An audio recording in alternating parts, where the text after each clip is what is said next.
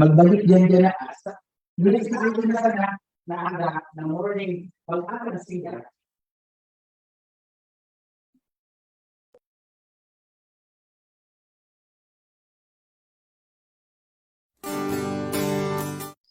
Recording stopped. Recording in progress. Good morning to our dear participants in the Zoom room and the viewers in FB Live. This webinar is also being broadcasted in the Facebook page of Bicol University and BU Extension Office. Welcome to the world of teaching internship, a free webinar for student teachers, and this is made possible through the joint collaboration of Bicol University College of Education Experiential Learning Office, Project Ripples, and Association of Local Colleges and Universities in Region 5. I am Apple and Rubio, a faculty member of the Early and Late Childhood Education Department of the BU College of Education, and I will be your moderator today. Before we formally begin this webinar, may I ask everyone to have their eyes on the screen for our webinar guidelines. At this point, allow me to remind everyone of the following house rules. First, for those in the Zoom room, please switch off your audio and camera during the entire duration of the session. Second, listen while the resource person is speaking, and we encourage you to take down notes.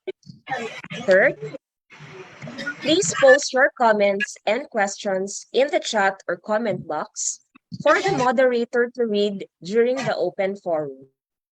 Please keep your questions brief to manage the time. Fourth, let's keep our webinar a safe and respectful space. 5, please leave us a review. Do not forget to accomplish the evaluation form at the end of the webinar. This is so we can know how to improve and what other topics you want to hear from us. And also, please be reminded to please use the format municipality or your school and your full name to be easily accepted in the Zoom room. To formally start this webinar, we will have the singing of the Philippine National Anthem to be followed immediately by asking the Lord's guidance through a prayer.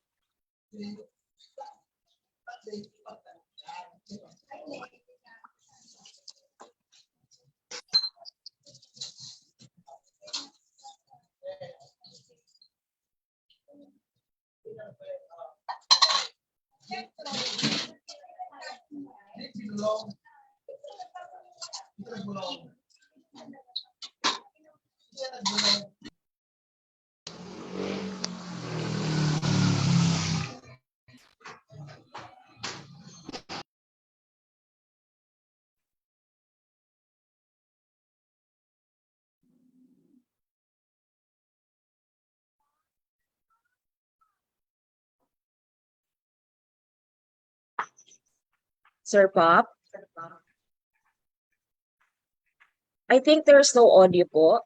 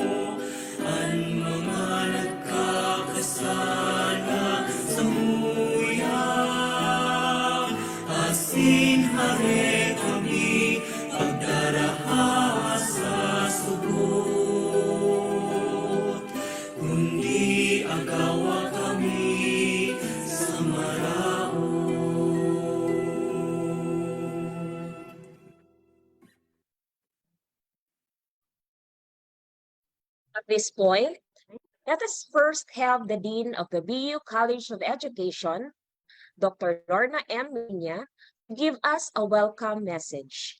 Let us have a surrounding virtual applause.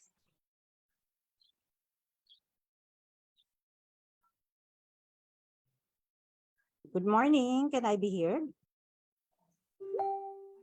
Yes, Ma'am Lawrence. Okay, thank you very much.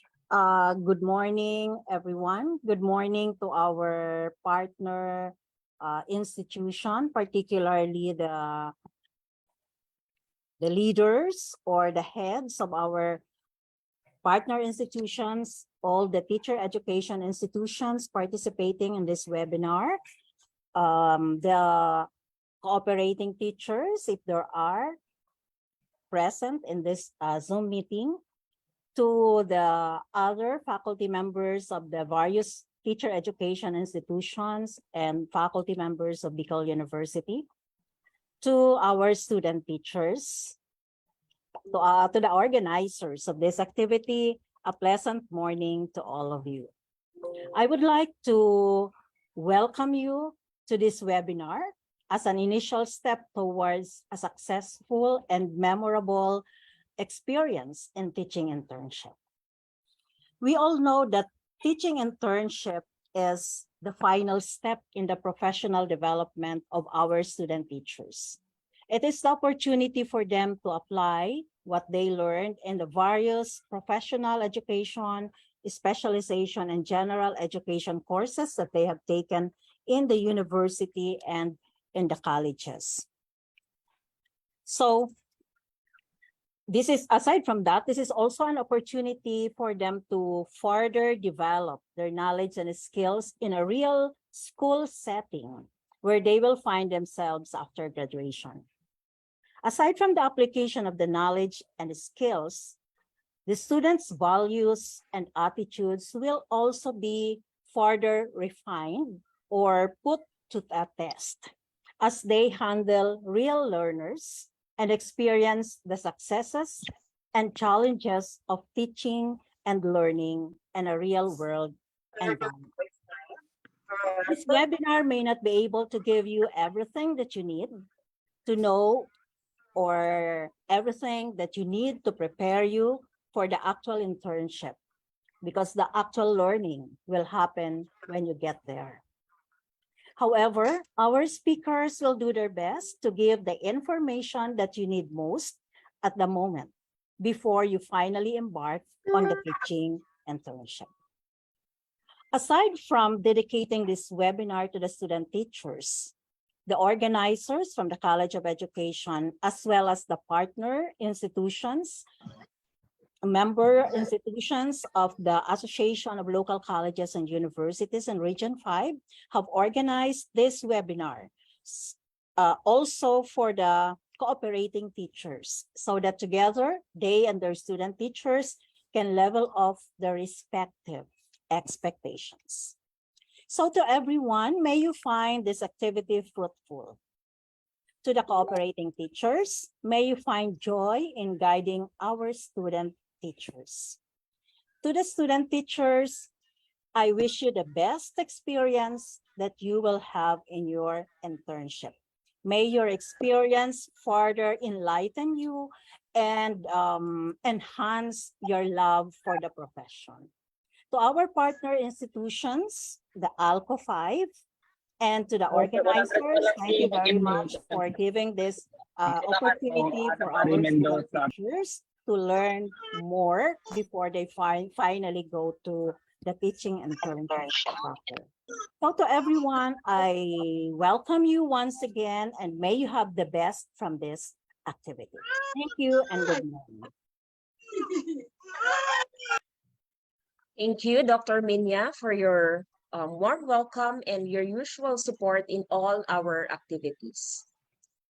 Now, to lead us into the focus of this activity, may I call on Dr. Barsha Corazon P. Rico, the project and component leader of the Project Ripples.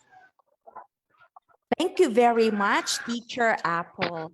And I say, good morning to you. Good morning to you. We're all in our places with sunshiny faces. Oh, this is the way to start a new day. This is the way to start a new day. Okay, welcome to this webinar. Of course, for our student teachers or student interns, welcome to the world of teaching internship. You know, one of the important and valuable components of a teacher education program in any teacher training institution will and will always be the teaching internship. It is the total immersion of pre-service teachers into the world of teaching as you apply all the principles, theories you learned in your major professional, and content courses. The experience is valuable in the professional practicum or preparation of the students students enrolled in any teacher education course.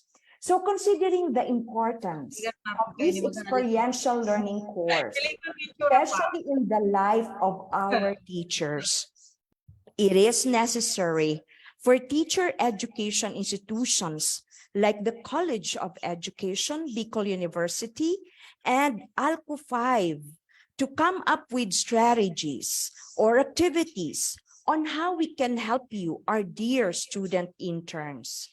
How can we prepare you to become effective teachers in the field? So in the light of these perspectives, the BU College of Education Project Ripples, it's the approved extension project of the College of Education, together with the BUSE Experiential Learning Office and ALCO 5. This is the Association of Local Community Colleges and Universities in Region 5. We felt the need to sponsor this free webinar, not only for student teachers, but also for your cooperating teachers.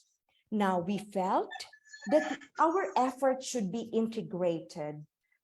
This had to be undertaken to continuously find ways on how we can help you, our dear student teachers.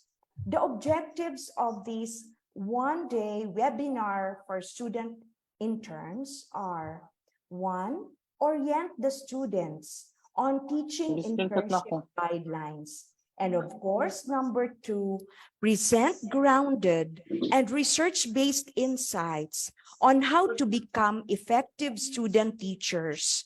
And of course, mentors. By February 1, we'll be also sponsoring a free webinar for our cooperating teachers. So my dear participants, sit back, relax. We will have a fruitful day for sure. We guarantee you that, okay? We will be discussing different topics like guidelines on teaching internship. We invited one supervisor from DepEd. He's the focal person on teaching internship. You will also be meeting our experiential learning coordinators describing the topics on guidelines for teaching internship and how to be an effective student teacher, bracing up for the challenges of teaching internship.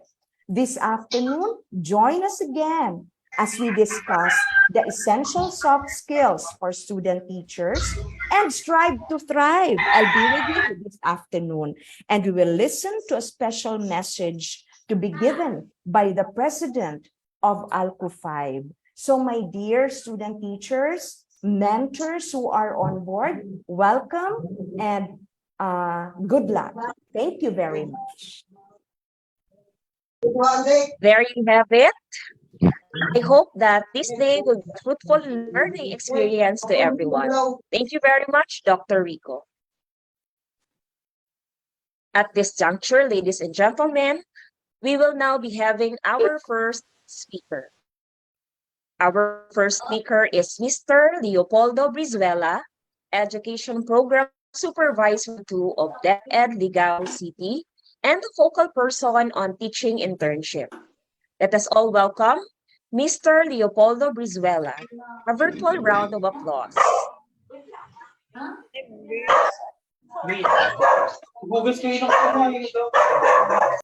Hello, Sir Pap.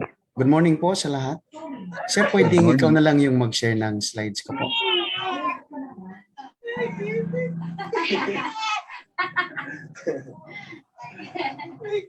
Miss Annabelle, kindly switch off your audio. Thank you very much. May I again repeat ang pakiusap ko po kasi recorded po ito. Be conscious po, Mr. Riner Mirando, Eriga City, kindly mute your audio please.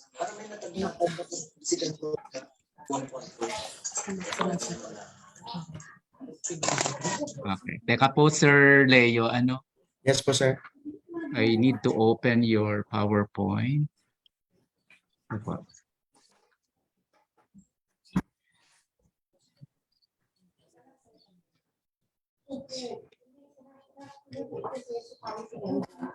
Magandang umaga po sa lahat. Shout out sa lahat ng ating mga kasangga sa edukasyon at pagkatuto. Special mention po sa ating Bicol University President, Sir Noli Mascareñas. Shout out po, sir.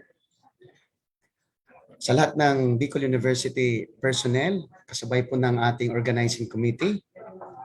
Kay Sir Jovert Ofracio, President ng ALCO Region 5. Sir, good morning. Sa iba't ibang college and university administrators po, sa lahat ng bumubuo ng organizing committee ng gawain ito. Sa ngalan ng aming masisipag na tagapamanihala at kawaksing tagapamanihala ng mga paaralan, Sir Nelson S. Morales Jr. at Ma'am Maylani L. Galicia ng SDO Ligao City, higit sa lahat, sa atin pong mga pre-service teachers na nakaantabay ngayon via FB Live and Zoom. Mga kaibigan, pagbati po sa inyong lahat. Ikinagagalak ko pong maging tagapanayam sa umagang ito upang magbigay sa inyo ng ilang paglilinaw sa lahat ng ating mga kalahok. Habang hinahantay po natin yung slides po natin. So, sa ngayong umaga po ay perspektibo ng Department of Education may kinalaman sa teaching internship ninyong mga pre-service teachers o mas kilala ngayon bilang mentoring and coaching program. Ayan.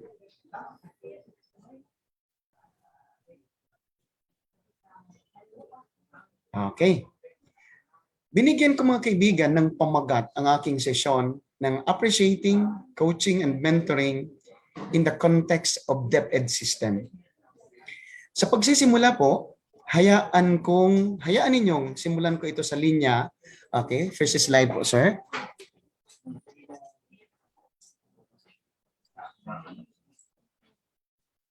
Ayan. Hayaan ninyong simulan ko ito sa linyang theory is not enough.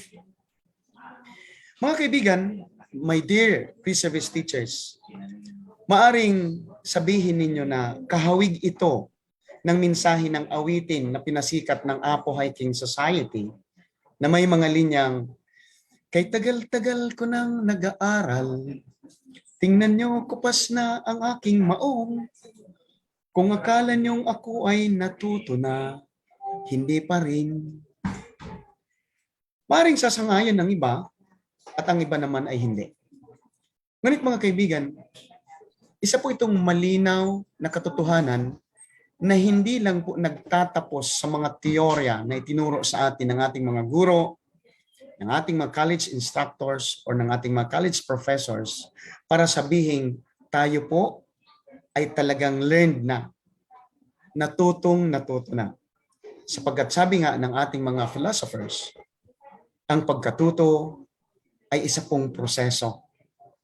Ang bawat araw ay isang karanasan, ang bawat araw ay isang pagtuklas upang tayo'y matuto, tayo ay magkamali, tayo ay magbago, tayo ay sumubok muli, at tayo ay muling matuto. Ano po? Mga kaibigan, sa panahon ng 4 na taon natin sa kolehiyo, maraming mga teorya ang pinakilala sa atin, ngunit pinaka-the best daw ang experience or karanasan. Okay, next slide po, please. Ayan. Sa isang pananaliksik, sinasabing knowing one subject matter is necessary but not sufficient for effective teaching. Much of the information teachers need to make effective decisions emerges in the context of the practice. Next slide po, sir. Ayun.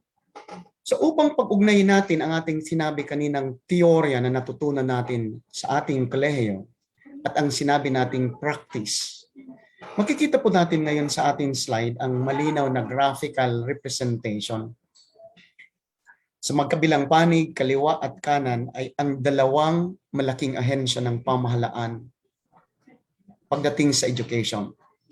Sa kaliwa ay ang ating teacher education institutions, ayan, na composed ng ating different colleges and universities.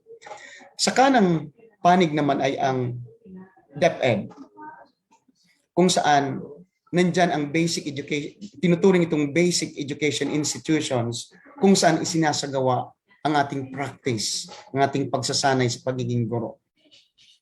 Sa gitna po makikita natin ang theory sa panig na kaliwa, ang practice sa panig ng kanan, na kung saan ay pag-uugnayin ang dalawa ito o pupunuan ngayon ng hawak-hawak na PPST.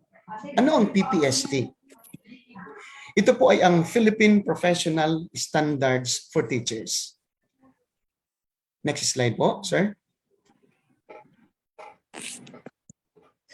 Ayan.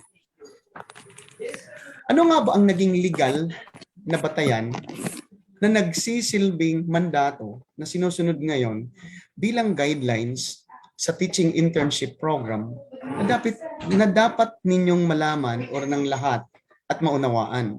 Lalong-lalo na po kayo, kayong mga pre-service teachers, na sabihin natin na 80% sa inyo after graduation ay talagang nakaplano na papasok sa Department of Education, or sabihin natin ang 10% nito ay gustong mag-college professors or university professors or instructors, or ang 10% nito ay pupunta sa iba't ibang agencies. Depende sa dream na ating ninanais sa buhay. Ano po? Pero kalahatan, pangkalahatan po ay mas marami pa rin ang pupunta talaga sa DepEd after graduation. Tama po ba? Okay. So, ano ang batayang legal na ginamit para magkaroon tayo ng ganitong mga pagsasanay, lalo itong teaching internship sa konteksto ng DepEd? Sabi po, coaching and mentoring is not a new concept in DepEd. Hindi po ito bago. But there is something new in DepEd that triggers reform initiatives. Yan. Ibig pong sabihin, matagal na po ito. Ano? Naririnig na natin ito. Nagkaroon lang ng evolution or ilang mga modifications sa konteksto ng DepEd. So, dapat po nating maunawaan ang unang naging legal na batayan po, mga kaibigan, nito ay ang DepEd Order number 42, Series of 2017, the National Adoption and Implementation of the Philippine Professional Standards for Teachers, na nilagdaan ng ating dating kalihim ng Kagawaran ng Edukasyon, Dr. Briones, na siyang nagsilbing mandato ng Department of Education at ng ating mga TEIs ngayon. Ano ba ang napapalaman sa mandatong ito? Okay, next slide po, sir. Okay. The PPST shall be used as a basis for all learning and development programs for teachers to ensure that they are properly equipped to effectively implement the Keto 12 program. Ayan, yun ang sinasabi. And now that DepEd has a new standards for teachers, the department is working on aligning its systems and processes it to the PPST. Kailangan pre-service teachers pa lang, i-align na siya dito sa PPST na siyang sinusunod ngayon ng kaguruan sa Department of Education. Ano-ano ba ang mga prosesong ito na dapat ay naka-align na kayo bilang mga pre-service teachers? Next slide po, sir. Okay, so ang una po ay the recruitment, selection, and placement or hiring ng mga teachers, teacher applicant should be aligned now in PPST. Ayan, makikita po natin. Sige, pabalik po ako, sir. Ay, nakalimutan lang tayo. Ayan. Makikita po natin sa pie graph ang mga processes na kasama po dito sa PPST na ating sinasabi. Yung recruitment, yung selection, yung placement, yung induction ng ating mga applicant teachers. Okay? Pangalawa po ay the evaluative assessments are on selected classroom observable and non-classroom observable hiring objectives. So ipinapasok na rin po dyan. Paano ba ini-evaluate, ina-assess ang ating mga teachers, naka-align po yan sa ano, kumbaga dito sa PPST natin daw, standard po siya. Medyo limitado po ang oras natin, medyo mahabang paghihimay-himay po ito kasi actually 5 days na pinag-discuss ito sa lahat ng kaguruan ng Department of Education, itong PPST na nagkaroon pa ng mga simulations. Ngunit ang ating binibigay lang ngayon ay hapyaw na bahagi nito upang malaman o matumbok lang po natin ano ang kaugnayan po nito bilang mga pre-service teachers. Ano po? Kasama po din dito ang objectives and means of verifications in the results-based performance management system or RPMS na kung saan ay PPST-based po siya. So ibig pong sabihin mga kaibigan, lahat ng ating mga trainings, lahat ng ating mga programang involved po tayo, nakaangkla po yan sa tinatawag na PPST nang sa ganun ay malaman natin kung ano ang mga ginagawa natin na hindi lihis. Oo, kumaga nakaangkla po siya sa ating mga ginagawa bilang bahagi ng kaguruan ng ating bansa. Okay? DepEd is also working on aligning and all learning and development programs with the PPST. Okay? Kasama din po dyan ang rewards and recognition are also being studied to align to the PPST.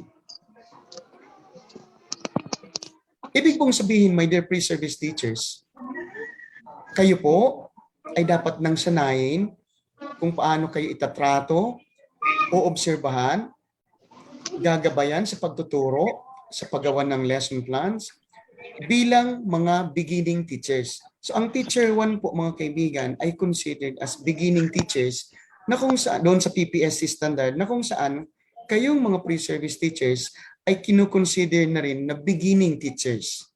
So kahit hindi pa tayo graduate, nasa practice o nasa internship pa lang tayo, considered na po kayo as beginning teachers na kung saan gagamitin ngayon kapag in-observe po tayo sa classroom ng ating cooperating teachers, yung tools na nandito sa PPST ang tinatawag na beginning teacher indicators.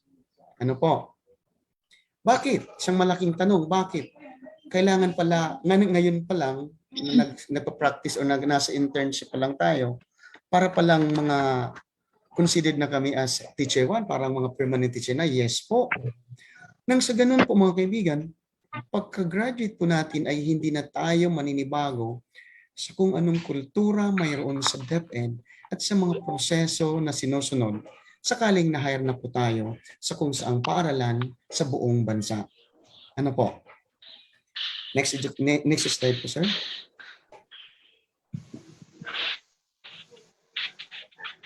Okay.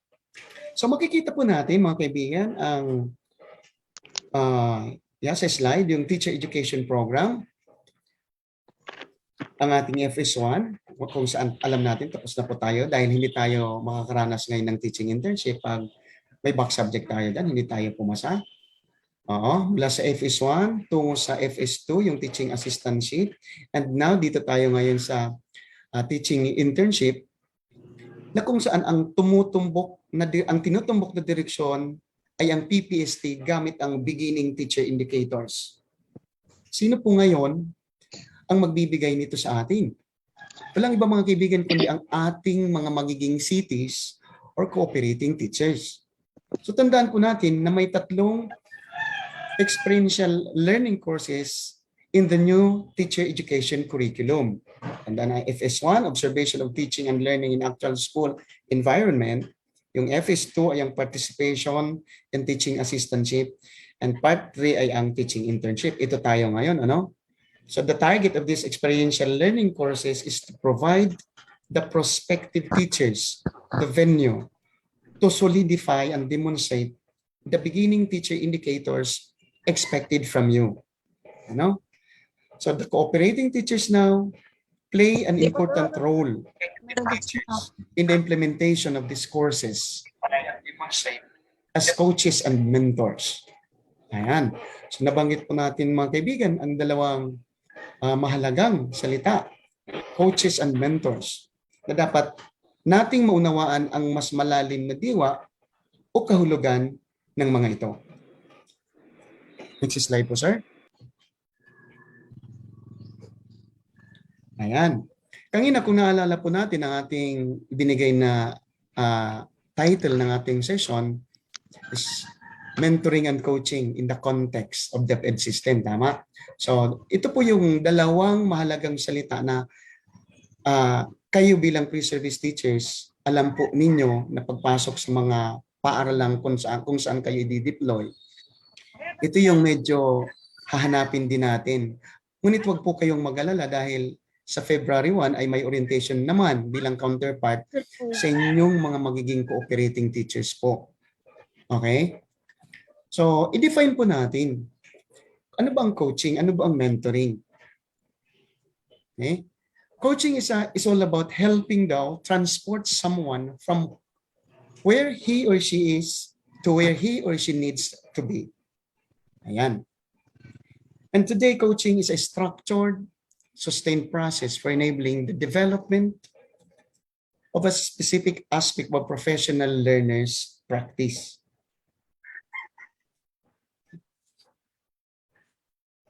Pag sinabing coaching, mga kaibigan, madadas na natin yan marinig noon sa mga competition, coach ko ngayon siya, magaling ngayon siya mag-coach. Dito po, napakahalaga din na maunawaan natin na si cooperating teacher ay dapat coach. Maganda ang relasyon na mabubuo sa pagitan ni cooperating teacher at kayo na mga pre-service teachers upang magkaroon ng harmonious na panahon sa mga panahon na ikaw ay nagsasanay bilang pagiging guro. So tumutukoy ito sa pagtulong upang magbago ang isang tao, isang transformation. Okay?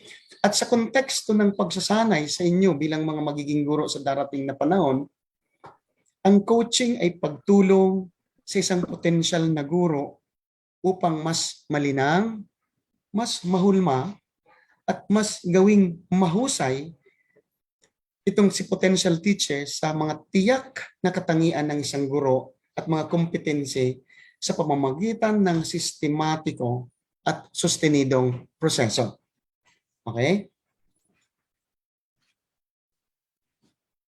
Next slide po, sir. Ayan. Dito naman tayo sa ikalawang mahalagang salita, yung mentoring.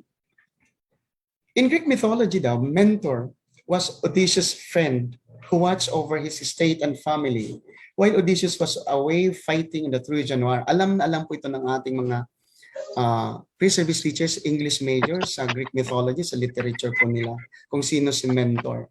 So, ginamit po siya ngayon bilang sandigan upang ma-define natin ano ba ang kahulugan ng tinatawag na mentoring. So, mentor cared, advised, and encouraged Odysseus' son to resist the advances of his mother's suitors and seek out information about his father. Siguro naalala po natin yan, kasaysayan, yung literature niyan, na akala ay patay na si Odysseus, kaya maraming maliligaw ngayon yung mama o yung asawa niya dati. So, nandyan si mentor. So, mentor means as a trusted friend, counselor, or teacher. And today, mentoring is a structured, sustained process for supporting professional learners through significant career transitions. Okay? Next slide po, sir. So, ang tanong ngayon, marahil ng bawat PSs na naririto, mga participants, lahat ba ng guro ay maaring maging coach at maaring maging mentor?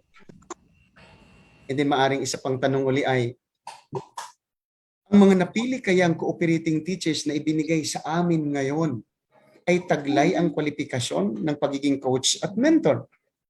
Ayan, siguro yan ang malalaman natin. So, linawin po natin. Kasi malinaw na ang mabubuong kahulugan sa pinagsamang papel or tungkulin ng dalawang salitang ito, coach and mentor sa konteksto ng edukasyon, ay napakahalaga.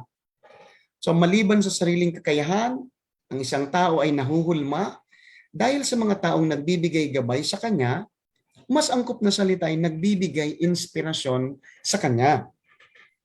Saludo, pagpupugay sa lahat ng mga educators natin na tunay na naging inspirasyon natin sa ibang tao, lalong-lalo na sa mga beginning teachers. So siguro, anuman at sino man tayo ngayon, maaring mayroon tayong espesyal na taong pinagkakautangan ng loob, pinasasalamatan kung bakit pinili po nating maging educator din.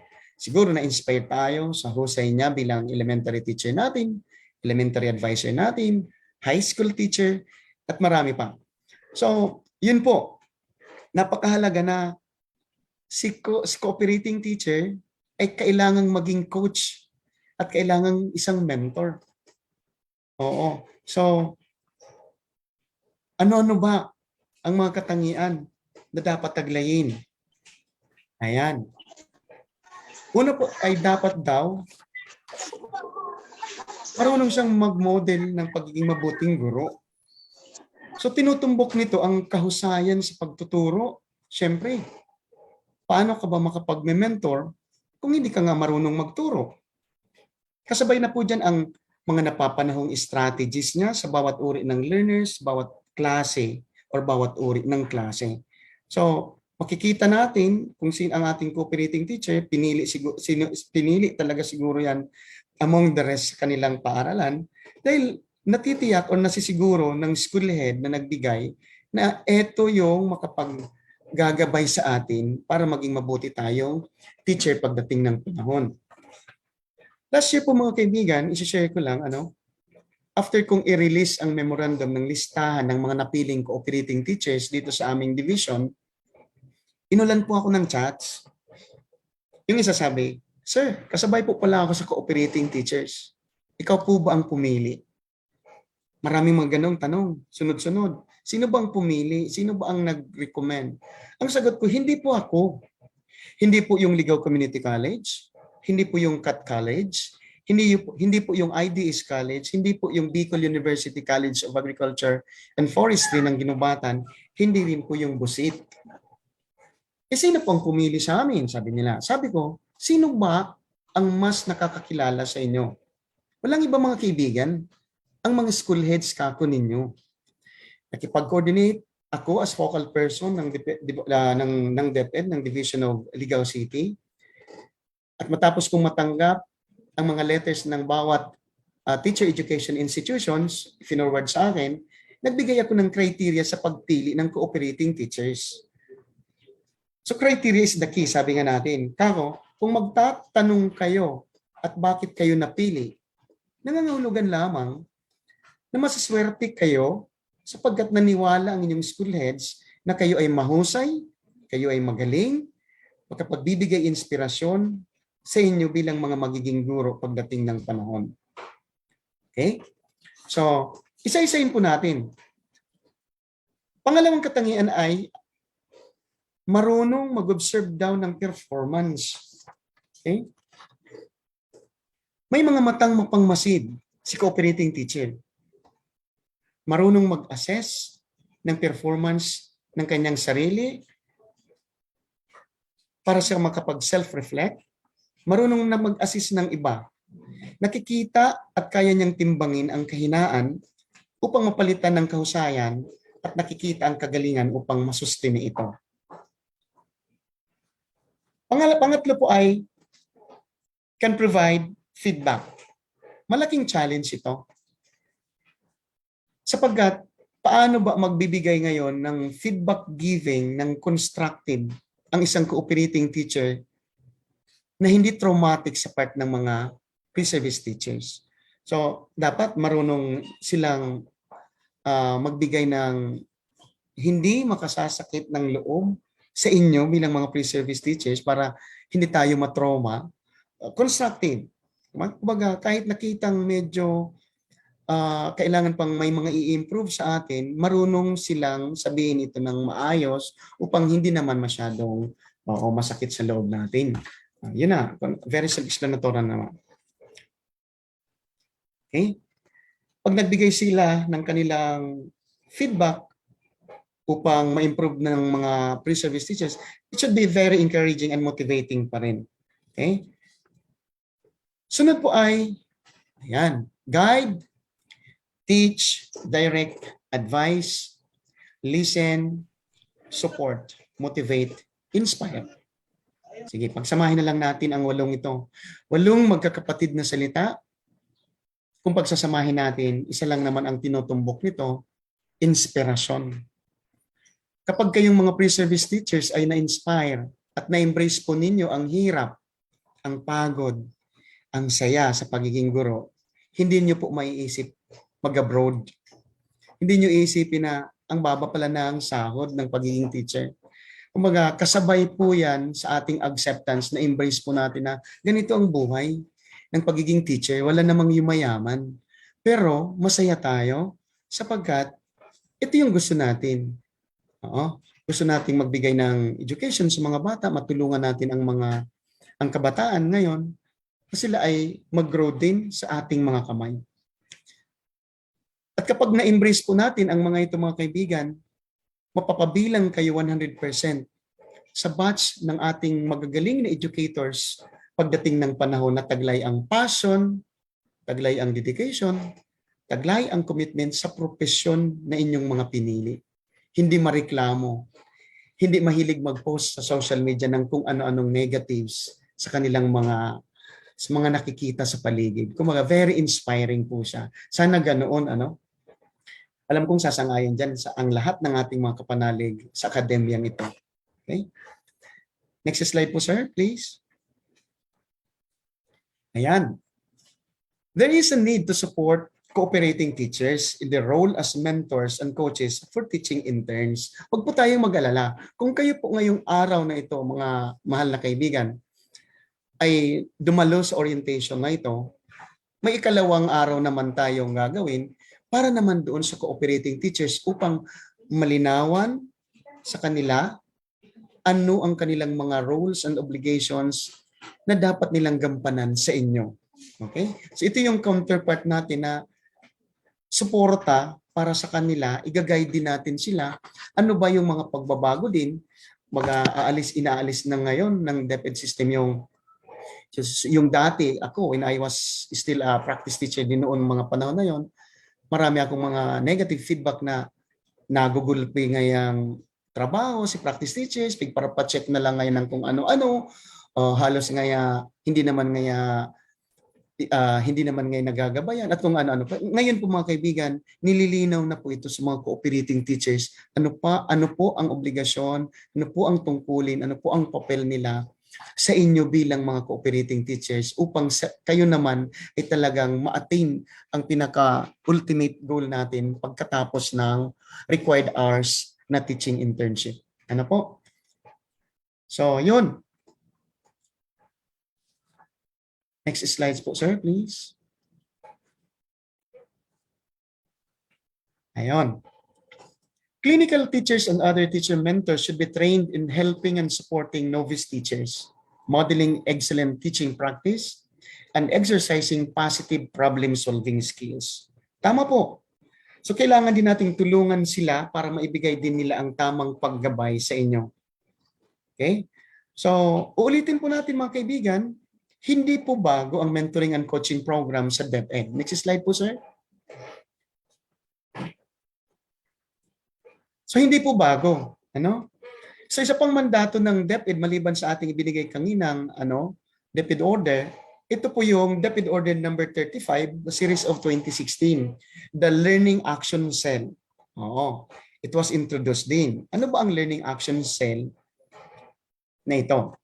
The Learning Action Cell as a K-12 basic education program, school-based continuing professional development strategy for the improvement of teaching and learning. So, kahit ang mga teachers na po, nagkakaroon ng mga ganitong maliliit na session, nagdi-discuss ng isang tiyak na topic through LAC sessions na tinatawag. Mayroong tinatawag na LAC resource person. So it can be a member of the LAC or someone external who also acts like a mentor and a coach.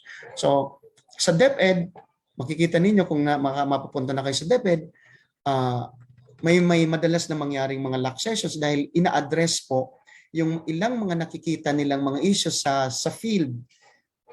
May kinalaman sa kanilang mga pagtuturo bilang bahagi din ng pag-mentor din at pagko-coach po sa kanila. So, yan po ay mandato batay dyan sa DepEd Order number 35, series of 2016. So, learning action cells provide teachers with an opportunity to learn from their colleagues and other external coaches and mentors.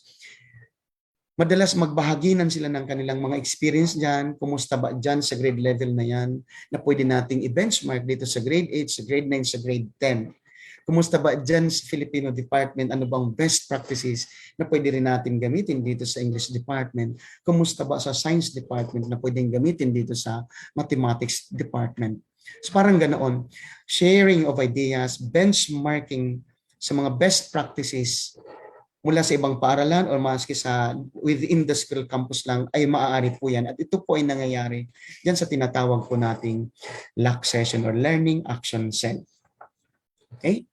So maliban doon po mga kaibigan, next slide po sir please, may isa pang mandato ng DepEd.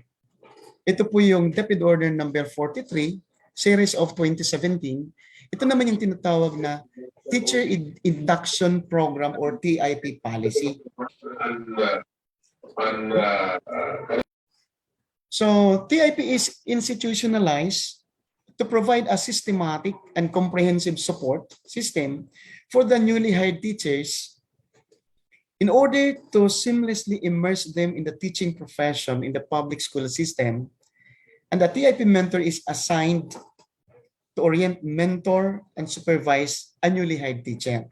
So, kapag nakapag-take off na yung yung mga, minsan, itong TIP na ito mga kaibigan, halimbawa, na-hire tayo sa DepEd, nagkakaroon ng teacher induction program.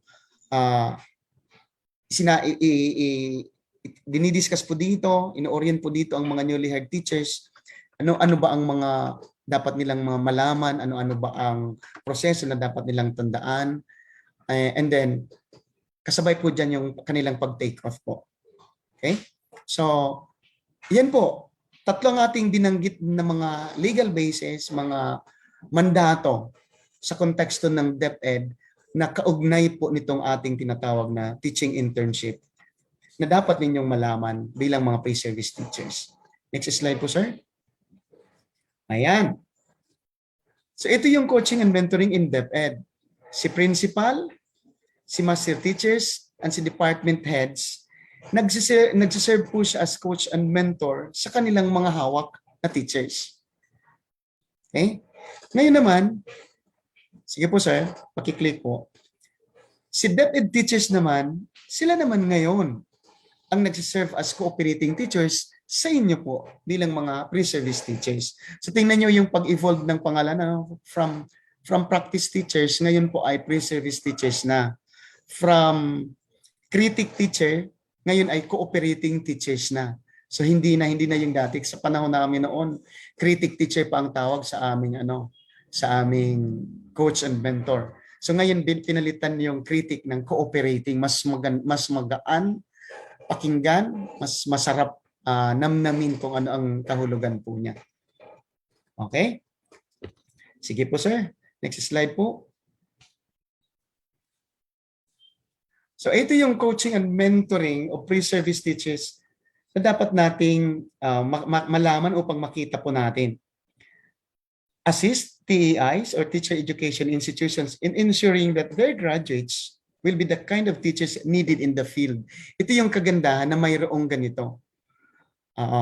Para tiyakin natin na ang mga graduates ng anumang colleges and universities ay magtatapos na taglay na po, equip na po tayo, kayo, ng mga pangangailangan ninyo upang pagpunta natin sa tunay na senaryo na laban sa field ay alam na po natin. Pangalawa po, sige po sir, yan. Enable DepEd schools to have a more active role in developing teachers who will eventually be part of their workforce. Yun, parang may collaborative effort na rin. Ang eskwelahan, nagatabang man, kasi ang mabibinipisyuhan man sana ang mga school na kung saan ay nariyan kayo, napapasok at magiging part din kapag tayo ay na-hire na rin sa DepEd. Number 3, next po sir. Ayan. Facilitate the transfer of good practices from seasoned DepEd teachers to the future teachers. Yung mga magagayuno na practice ng ating mga seasoned ng teachers, makita po natin, ma-benchmark po natin, ma-observe po natin, ayun, magayuno nito si ma'am sa ganitong competency. Pag teacher na ako, aarogon kito kung paano niya nagiging very interactive. Ang classroom, buhay na buhay. Walang dull moment. Kaya pag nagluwas na si ma'am, nagluwas na si sir, ang klase may ngiti sa labi, hindi ngurot ang noo.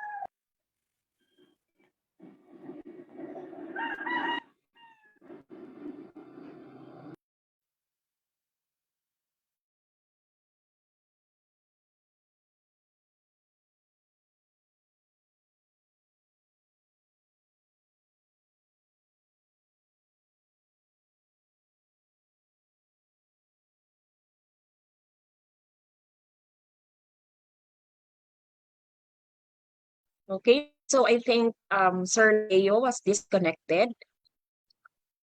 We should wait for a little while, a little minute or seconds for him to be back. Dito naman. Pagdunay kami. Ano nga? Pari ka nababal niyo ako. Magdanda mo ka dito. Di pa man Again po, please be reminded to turn off your audio. Thank you. Okay, while waiting, we can now craft our question for Mr. Bizuela, because later on we will be having our open forum after the talk of Sir Leo. Thank you.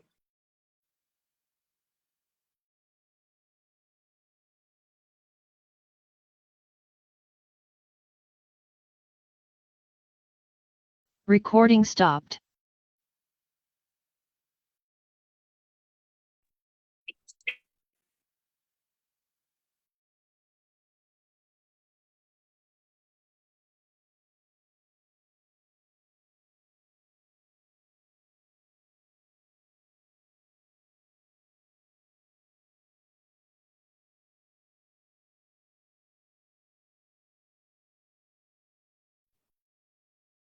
We encourage also participants in our FB Live and in the Zoom room to please take down notes while the speaker is delivering the topic, so that later on you may post your questions in the comment section in the Zoom room, and in the FB Live you may post your questions in the comment section also.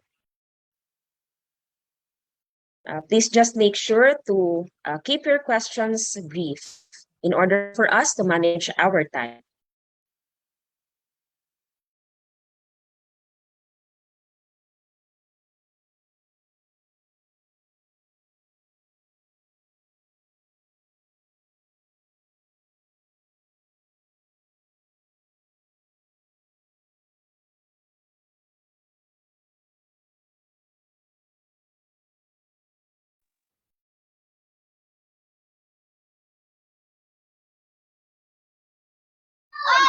Mamaya na, di pa man recess. Mulong. Ay, dun mo sana ako.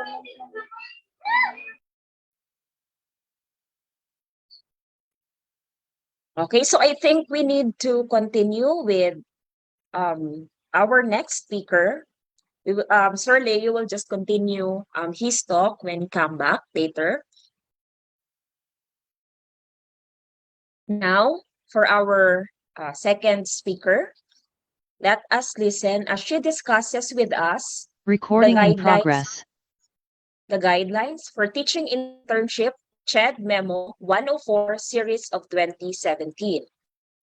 I have the honor to present to you our second speaker, who is a faculty of the MPE Department of the Bicol University College of Education. She is currently the coordinator of the experiential learning for Bachelor of Secondary Education. Let us welcome Dr. Sherry M. Orozco.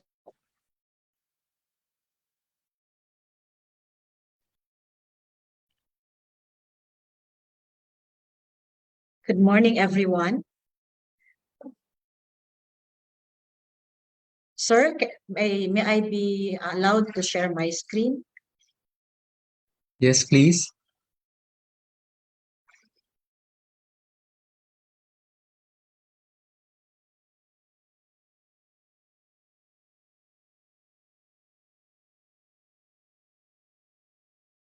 Is it visible, sir?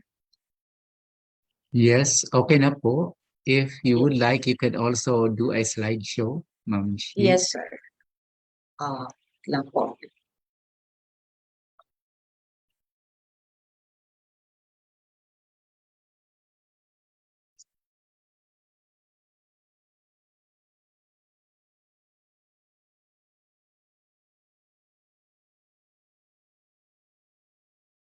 Okay, thank you. So good morning, everyone. Welcome to this very important activity of the EL or the Experiential Learning Office and also the ALFU 5. Today, I'm going to discuss with you CMO 104 series of 2017, this is the revised guidelines for student internship program, and the CHED DepEd Joint Memo number 1 series of 2021. All right, let me walk you through with these two guidelines.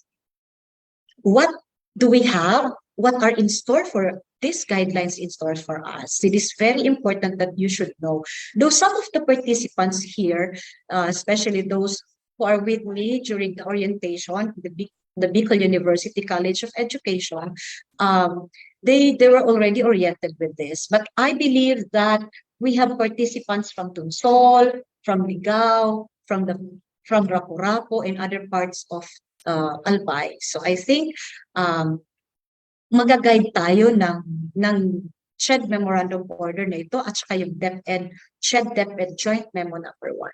So starting with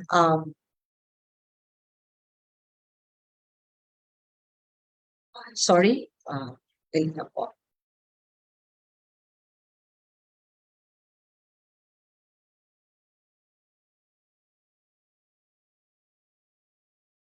Paano po, paano po, sinatatakpan ako nung side by side dito? Space. Tinanggal ko siya.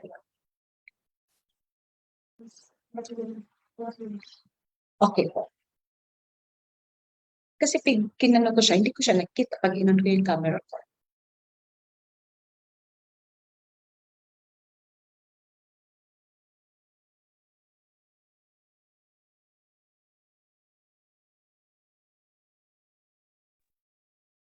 Sorry po for that. Sige po, let's continue. So this memorandum was released during the last December 28, 2017, and this is the revised guidelines for student internship program in the Philippines. And this CMO 104 repealed and revoked the CMO 23 series of 2009, which is the guidelines for student internship program in the Philippines for all programs with practicum subjects. So this is not only for College of Education. Okay? Sa amin kasi sa Bicol University, there are programs offering internship or on-the-job training. So, meron kami nitong CMO 104. So, what are the guiding principles of this CMO? First is, sabi dito, the internship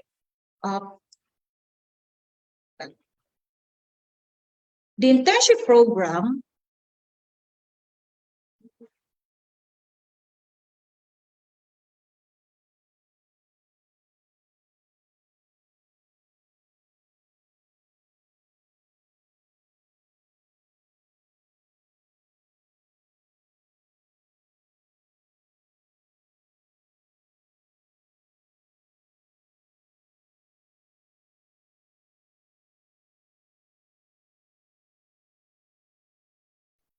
So the internship program is meant to provide students with an opportunity to complement their formal learning with practical knowledge, skills, and desirable attitudes, and to gain hands-on experience in recognized host training establishment. Sabi nga ni Sir Leo kanina, from theory, pupunta na tayo ngayon sa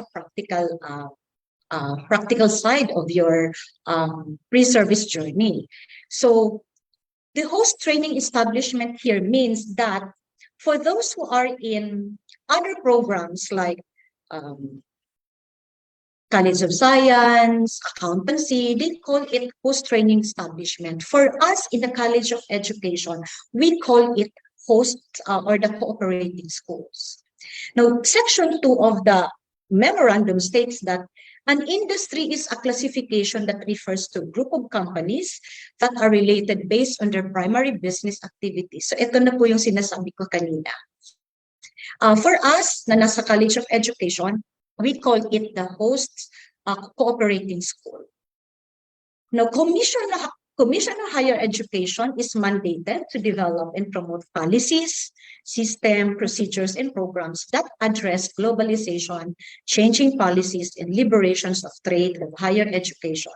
And SHED requires student internship and establishment with HIs of strong academic linkages with businesses, industry, and duly recognized government and non-government organizations. So on our part, sa ating mga nag-o-offer ng College of Education, ang ating linkage ay with the Department of Education. As of today, we don't have memorandum of agreement to the private school. Hoping soon or in the future, makakapagmawa tayo sa private school.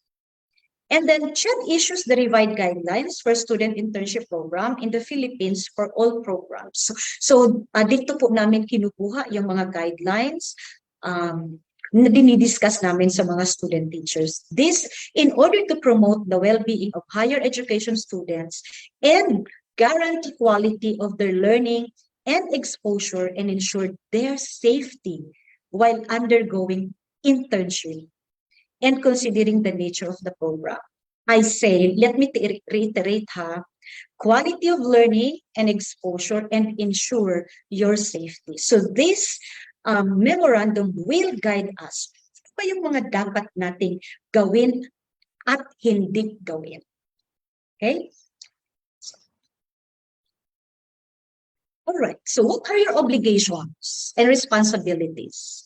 You student intern. First is, you have to enter into an internship contract or agreement with the TEI. So in our case, at Bicol University, our student teachers, they're done signing the contract, internship contract, because it is a requirement ng aming Office of the Student Affairs. Sign all the required documents necessary for your participation in the internship program, including the internship contract or the agreement.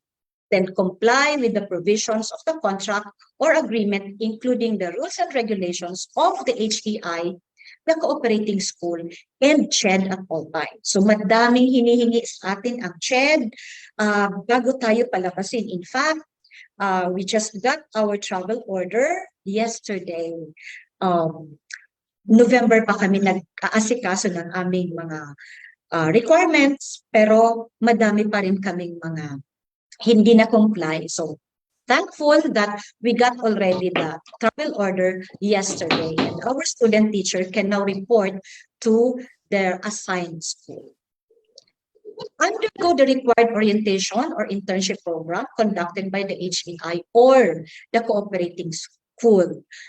Kami, College of Education, we're done our orientation. Tapos na po kami last January 6 and 7. And other DepEd schools also, nag-conduct na rin sila ng orientation. I think Nakabangan High School, tapos na po sila no Monday, January 23. So, other schools, siguro, they also have their schedule of orientation. Next is, you have to report for your internship in the cooperating school based on the schedule indicated in the teaching internship contract.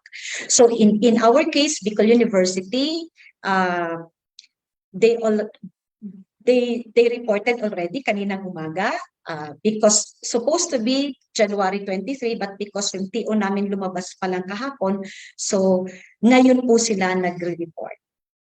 And perform tasks and activities indicated in the internship plan. So, isa po sa nire-require sa amin ng aming student Office of the Student Affairs is that we should have internship plan. That first week, ano ba yung gagawin ng student teacher? Second week, up to the last day ng inyong internship. So we have to perform the tasks and activities indicated in the internship plan. Another, you have to maintain confidentiality when and where appropriate during and after the internship period of all the data, business, or trade secrets. In other words, my dear students, bawal po dito si Marites at si Marisol. Okay? So, tandaan po natin yan. Confidentiality of the data. Adhere to the existing rules and regulations of the cooperating school, including proper use of tools, instruments, machines, and equipments. So, lahat po ng cooperating school, meron silang existing policy, existing rules and regulations. We also have our own policy, our own rules and regulations. But dahil po tayo ay nakikiling with our cooperating school, we need to abide by the rules and regulations set by our cooperating school. Para yang ikaw ay mag-a-abroad. Kung ikaw ay ma-assign doon magturo sa sasabihin natin sa Taiwan, sa Malaysia, sa Indonesia, magro-rule doon ay yung rules and regulations ng country, hindi ng Philippines. So yun lang, ganun lang po kasimple itong guidelines na ito. Okay? So kung bawal sa kanila yung mahaba ang buhok, let's abide by the rules and regulations. Bawal sa kanila yung nagko-cross-dress tayo, let's abide by the rules and regulations. Bawal sa kanila magsuot ng maong pants during class hours, so let's go. Okay? Submit a journal of internship as required by cooperating school, reflecting on the approved internship plan. His or her experiences describing the internship activities, any problems encountered, and his or her reflections on the internship experience to the EL coordinator. So, meron po tayong mga EL coordinator. Sa amin po, meron kaming dalawa. Isa assigned for the BEd and the other one for the BSed. So, nire-require po tayo to submit journal of our internship journey, naka-embed po yan doon sa portfolio na isasubmit natin. Later on, I will be going to discuss that. Ano ba ang content ng portfolio natin? Okay, complete the agreed duration of your internship. In case you cannot finish or unable to finish your internship within the designated period, you have to inform your EL coordinator in writing, verbal man yan, and state in your letter the reason why you want to prematurely end your internship. This is at least 3 days before your last day of internship. Because failure to complete your internship program without valid cause disqualifies the student intern from retaking the program with the concerned cooperating school. So dapat meron po tayong valid reason. Why are we going to end our internship? And report to the EL coordinator for an exit assessment after the completion of your internship period. So there should be ang tawag namin dyan is exit conference with our students wherein they're going to tell us, kumustahan kami, ano ba yung nangyari sa inyo doon, kumusta yung mga experience ninyo, etc., etc. Okay? Right. Hindi lang po kayo ang may responsibility, my dear students. Your parents have also an obligation during your internship journey, you have to let them sign in the written consent. So kami po, meron kaming training contract. Lahat po ng mag-undergo ng teacher internship, meron po silang training contract. Aside from they sign it, yung parents po nila ay nagsasign din sa training contract. So issues and sign the written consent, co-signs the internship contract or agreement to manifest approval of consent to the internship of their child. Okay? So yun po, may obligation din ang parents. I just don't know po sa ibang LGU kung meron sila ng internship contract. But I think meron din po. Okay. All right. Ito pinaka-importante, the student conduct and discipline. Okay. Though this is in the context of Bicol University, kasi meron po tayong mga audience dito na taga-ibang colleges, like I think we have from Busit, we have from Tabaco, we have from Pulangi campus. So let me share with you this student conduct and discipline, and also for those who are in the community colleges, this will also help you. Okay, be aware of what are the do's and the don'ts kapag ikaw ay nag-student, pag nag-teaching internship ka. So number one, sabi dito, you have to wear the prescribed uniform of the college. Diba? Ano bang college yan na belong ka, you have to wear the prescribed uniform. And at the same time, you have to wear also your ID. It should be worn at all times during the teaching internship. Now, there are times, like, meron kaming mga CCT. Yung mga CCT namin, mga nagtitake sa amin ng certificate in college teaching. So, wala silang uniform ng College of Education. So, ano yung sinasabi namin sa kanila? So, basta po, any tire na disente, hindi po pwede yung mga plunging neckline, spaghetti strap, yung mga kulang sa tela, like, ang tawag natin doon, crop top blouses, hindi po yun pwede pag nag-i-internship ka. Okay? Though yun ang fashion natin ngayon. But part of your training, you should be properly dressed. Okay, what are the other rules? Sabi dito, you have to observe the rules and regulations set forth by the cooperating school at all times. And the following are acts that are prohibited. Number one, drinking alcohol beverages or manifesting drunken behavior within the host training establishment or the cooperating school. Ayan. Bilin po natin yan sa mga hello po dyan, sa mga teaching interns natin na meron ng mga activities na ganito. So please. Or halimbawa, niyaya ka ng cooperating teacher mo. Ngaya mag-relax ngaya kita. So please, say no muna. Okay? So drinking alcoholic beverages. Ang iba po dito ay self-explanatory, like falsification of official documents. Official documents natin dito. Simple official document is the class record. Yung class record natin, class record ng ating cooperating teacher.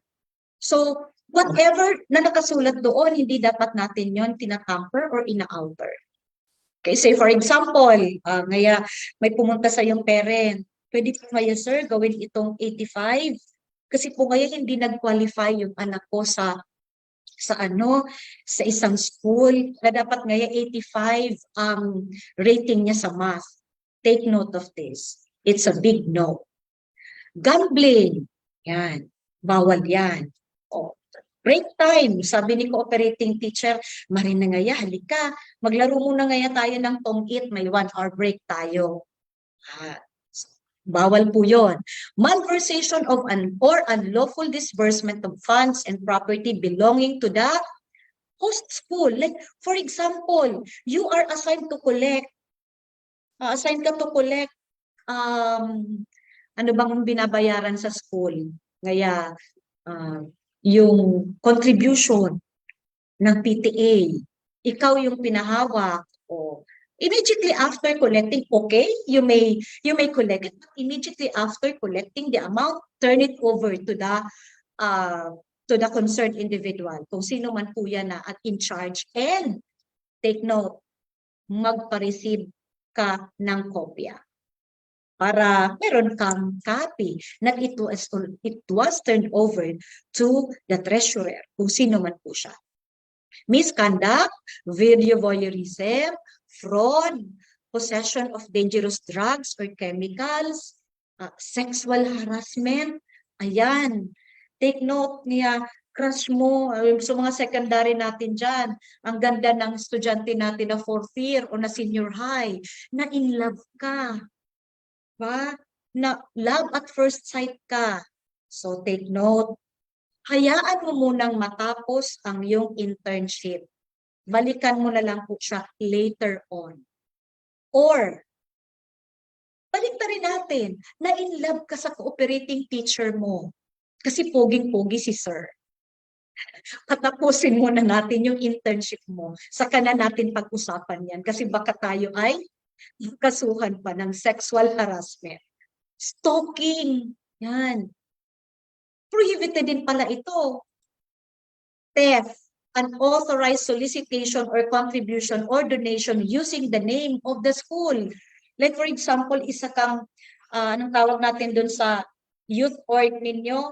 SK chairman. Yan. May activity ka sa barangay mo. Tapos nag-solicit ka, ginamit mo ang name ng school and the name of the school head. Bawal yan. Okay?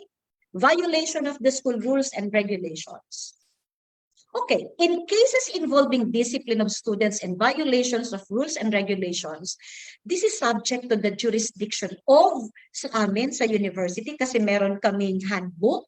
And for other students na nandito sa mga local colleges, meron din po siguro kayong nag-govern sa inyo. Na kung may student handbook kayo, meron ding nag-govern sa inyo yan. Okay? So, what are other duties of student intern aside from those are mentioned earlier? Sabi dito, participate actively in school-related activities. However, priority should be given to academic-related activities. So take note, participate actively in school-related activities. Specifically, prioritize those that are academic-related. Marami tayong activities in DepEd, like for example, itong mga contests, journalism, ano pa, MTAC, ano pa yung mga contest, may mga science quizzes, madami tayong mga school-related activities. Kung mga activities that are not related, school-related, or academic-related, wag na po muna natin siyang bigyan ng pansin. Like for example, halimbawa, in-invite ka as, say for example, in-invite ka as juror, or judge sa isang activity sa barangay. If it is not academic related, so siguro pwede muna natin siyang i-forgo. Notify the cooperating teacher in case of your absence. So first thing, nag-report ka sa cooperating teacher mo, sa cooperating school, i-friend request mo na agad si teacher, si madam. Or kunin mo na agad ang contact number ni madam. Because alam natin na there are instances na meron tayong mga tinatawag nating unavoidable circumstance na hindi natin maiiwasan na mag-absent tayo. So we have to notify our cooperating teacher. Consider or be open to constructive criticisms. After your demonstration, mayroon yan palaging post-conference. So sa post-conference natin, kung medyo negative yung sinabi ni teacher, do not take it against your cooperating teacher. Treat that as an opportunity to learn. Okay? Respect the dignity and rights of the children. Ito, very important. Come prepared at all times. Meaning, magdi-demo ka today, dalhin mo lahat ng kailangan mo. Not only the materials, but be sure that you are ready to face your students. Do not underestimate the capacity or the ability of your students. Say for example, ay, grade 1 man lang pala ngayon ang ano ko. Tuturuan ko mo yan, chicken. Mani-mani ko yan na content ko. Oh, do not underestimate the capacity of your students. Kasi may mga example ako dyan na pwedeng ibigay sa inyo. Like, student teacher, yung topic niya is about adjectives. Using the comparison of adjectives. Na grade 2 ang tinuturuan niya. You know, it's difficult to unlearn things that the students or your students have learned. Sabi ng estudyante, ano sabi ngayon sa amin ng student teacher, pag daw ngayon ginamit namin yung positive, comparative, and superlative form of adjective, dadagdagan lang namin ng ER in EST, which is also correct. Kaya lang, nandun yung example ni teacher. Beautiful, beautifuler, beautifulest. Yan. Ang ganda-ganda ng teaching materials ni teacher. Pero kasama kasi doon, come prepared at all times. Prepared ka ba? Inaralan mo ba yung content ng lesson mo? Kasi mahirap i-unlearn yung mga bagay na tinuro mo, lalo na sa mga young. Diba? Kasi kung ano yung sinabi ni teacher, yun ang tatatak sa isip niya. So, please take note of that. O, ito naman. Ito, experience ko sa mga student teachers. Come prepared at all times. Magdi-demo pero walang gunting, walang gunting na dala, walang tape na dala. Worst, walang gunting. Ang ginagawa, pinapaksi yung tape gamit ang ngipin. Come prepared at all times. Okay? Accomplish the internship portfolio. Sabi ko later on, I will be discussing with you, ano ba yung content ng portfolio natin dapat? Project a good image as a teacher at all times by observing Code of Ethics. Yan. Diniscuss na po ito sa inyo sa the teaching profession. O, kung nagda-teaching profession ka dito sa Bicol University College of Education, under ka ni Professor Aguilar. Diniscuss po yan ng Code of Ethics. Pag hindi mo yan alam, tatanungin ko si Professor Aguilar yan. Tumatawa si Professor Aguilar. Proper dress code. Yan. Proper dress code natin. Kailangan bang Lacoste ng damit? Hindi ba pwedeng ukay? Pwede. Kahit 50 pesos yan. Basta decente yung damit mo. Ito, may problema tayo dito. Punctuality in all activities of the internship. In all activities, number 1 pa lang na activity yung pagpunta mo sa classroom, pagpunta mo sa school, every day. The time is 7:15. Hindi ka pupunta ng 7:20, ng 7:30. Sorry po nga yan, madam, kasi po traffic. Wala ba tayong pwedeng magawa sa traffic? Ano pwede nating gawin sa traffic? O yung mga naka-FB Live dyan, mag-type nga kayo, ba ang pwede nating gawin para maano natin yung traffic? Kasi palagi na lang ginagawang reason ni student teacher, ng teaching intern natin, madam, ang layo ko po kasi, traffic po doon sa may sa amin. Sabi dyan, it is expected of you that you have to come on time, punctuality in all activities of the internship. Meron ba tayong pwedeng gawin dyan? Mga kaibigan ko na nasa FB Live or nasa Zoom room natin, paano ba natin ito gagawin? O, pa-type na lang, ha? Sige po. So, punctuality. Attendance of the student teacher is required at all times. So, halimbawa, may celebration, intramurals, PTA meeting. Ang ibang school po nire-require ang teaching intern natin, teacher intern natin to attend faculty meetings. Instead, yung Slack nila, nire-require po tayo dyan. Okay. So, minention ko na yan, punctuality should be observed. Student teacher or teacher intern should follow the time schedule of the supervising instructor. Okay? Student interns or teachers should attend to the daily classroom routine activities without being reminded.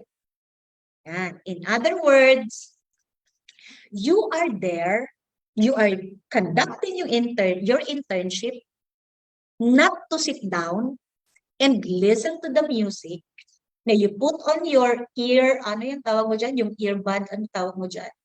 Nilalagay dito sa tainga. You are not there to sit down. Hindi ka nandyan sa classroom para manuklay maghapon or listen to the music or tingnan mo na lang si madam all the time. You are there to observe and do things na kaya nga teaching internship. Para ka na rin, sabi nga ni Sir Leo, nandyan ka para i-mentor, para i-coach. So you should attend to the daily classroom routine activities without being reminded. In other words, kailangan natin dito ng initiative. Kung dumating ka sa school mo, dumating ka doon sa classroom mo, wala pa yung cooperating teacher mo, what are you going to do? Sit down? Antayin si teacher?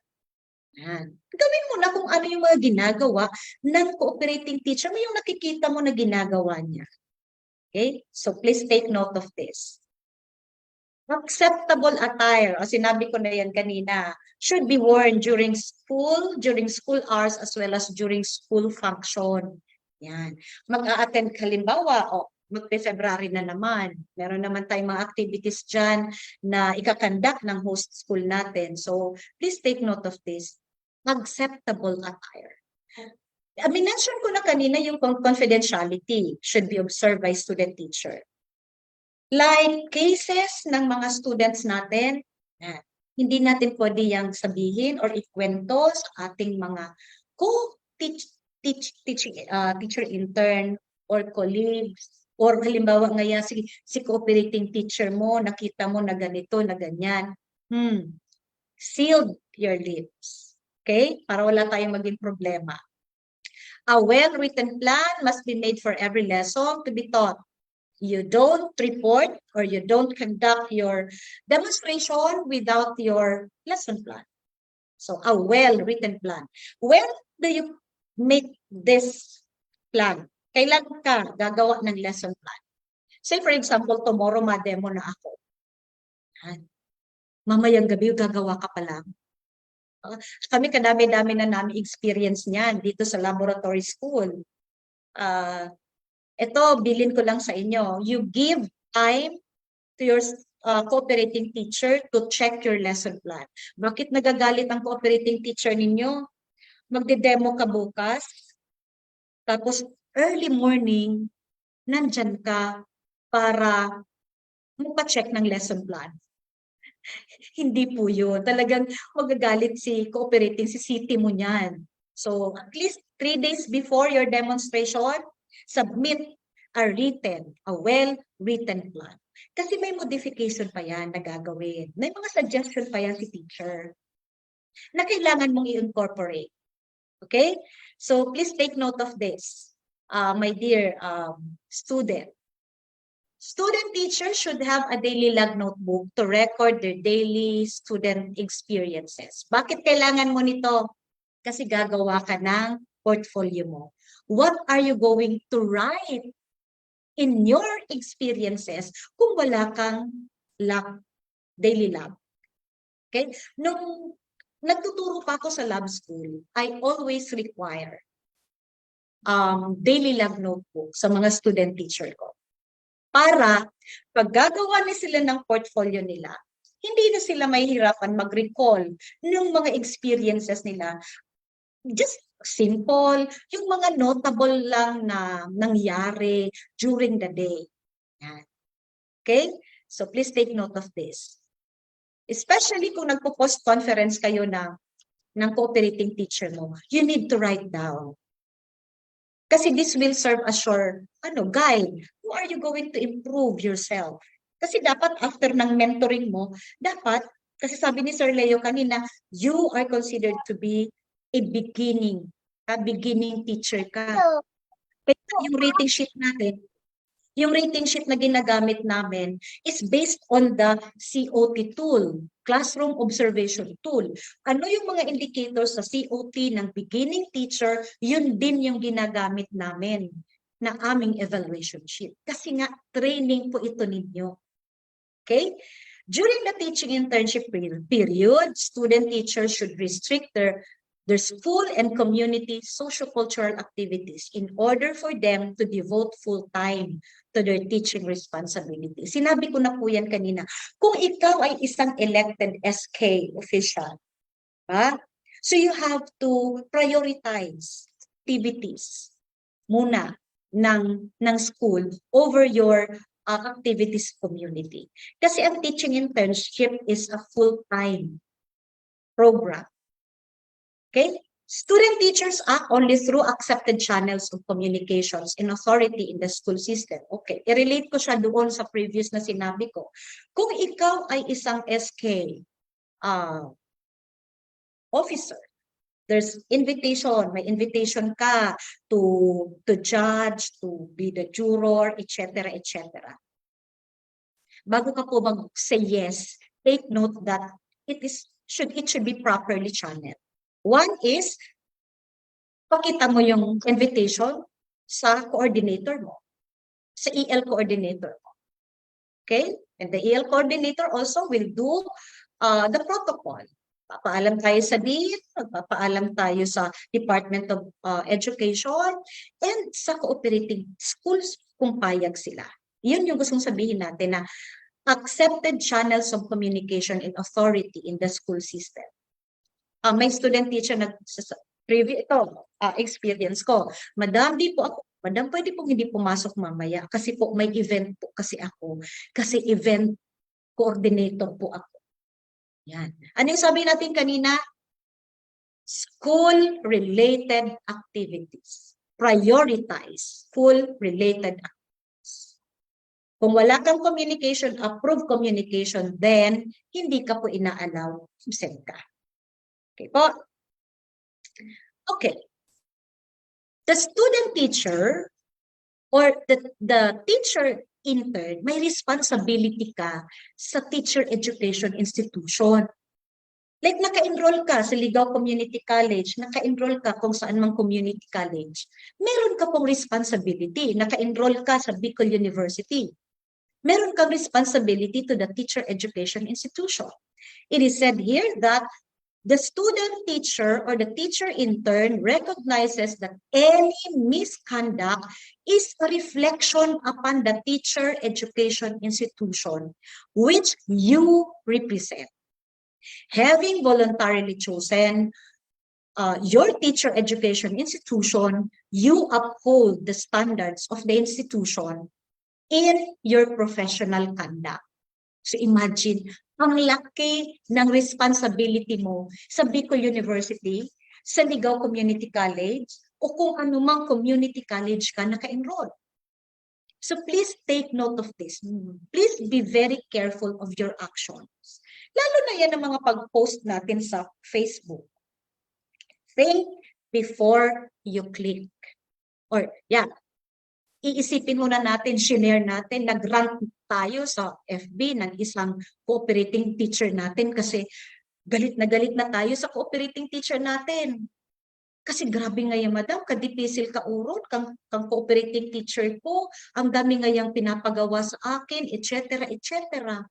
Tapos nag-post ka ng mga kung ano-ano, o take note ha. So, may responsibility ka sa amin, may responsibility ka sa school ninyo.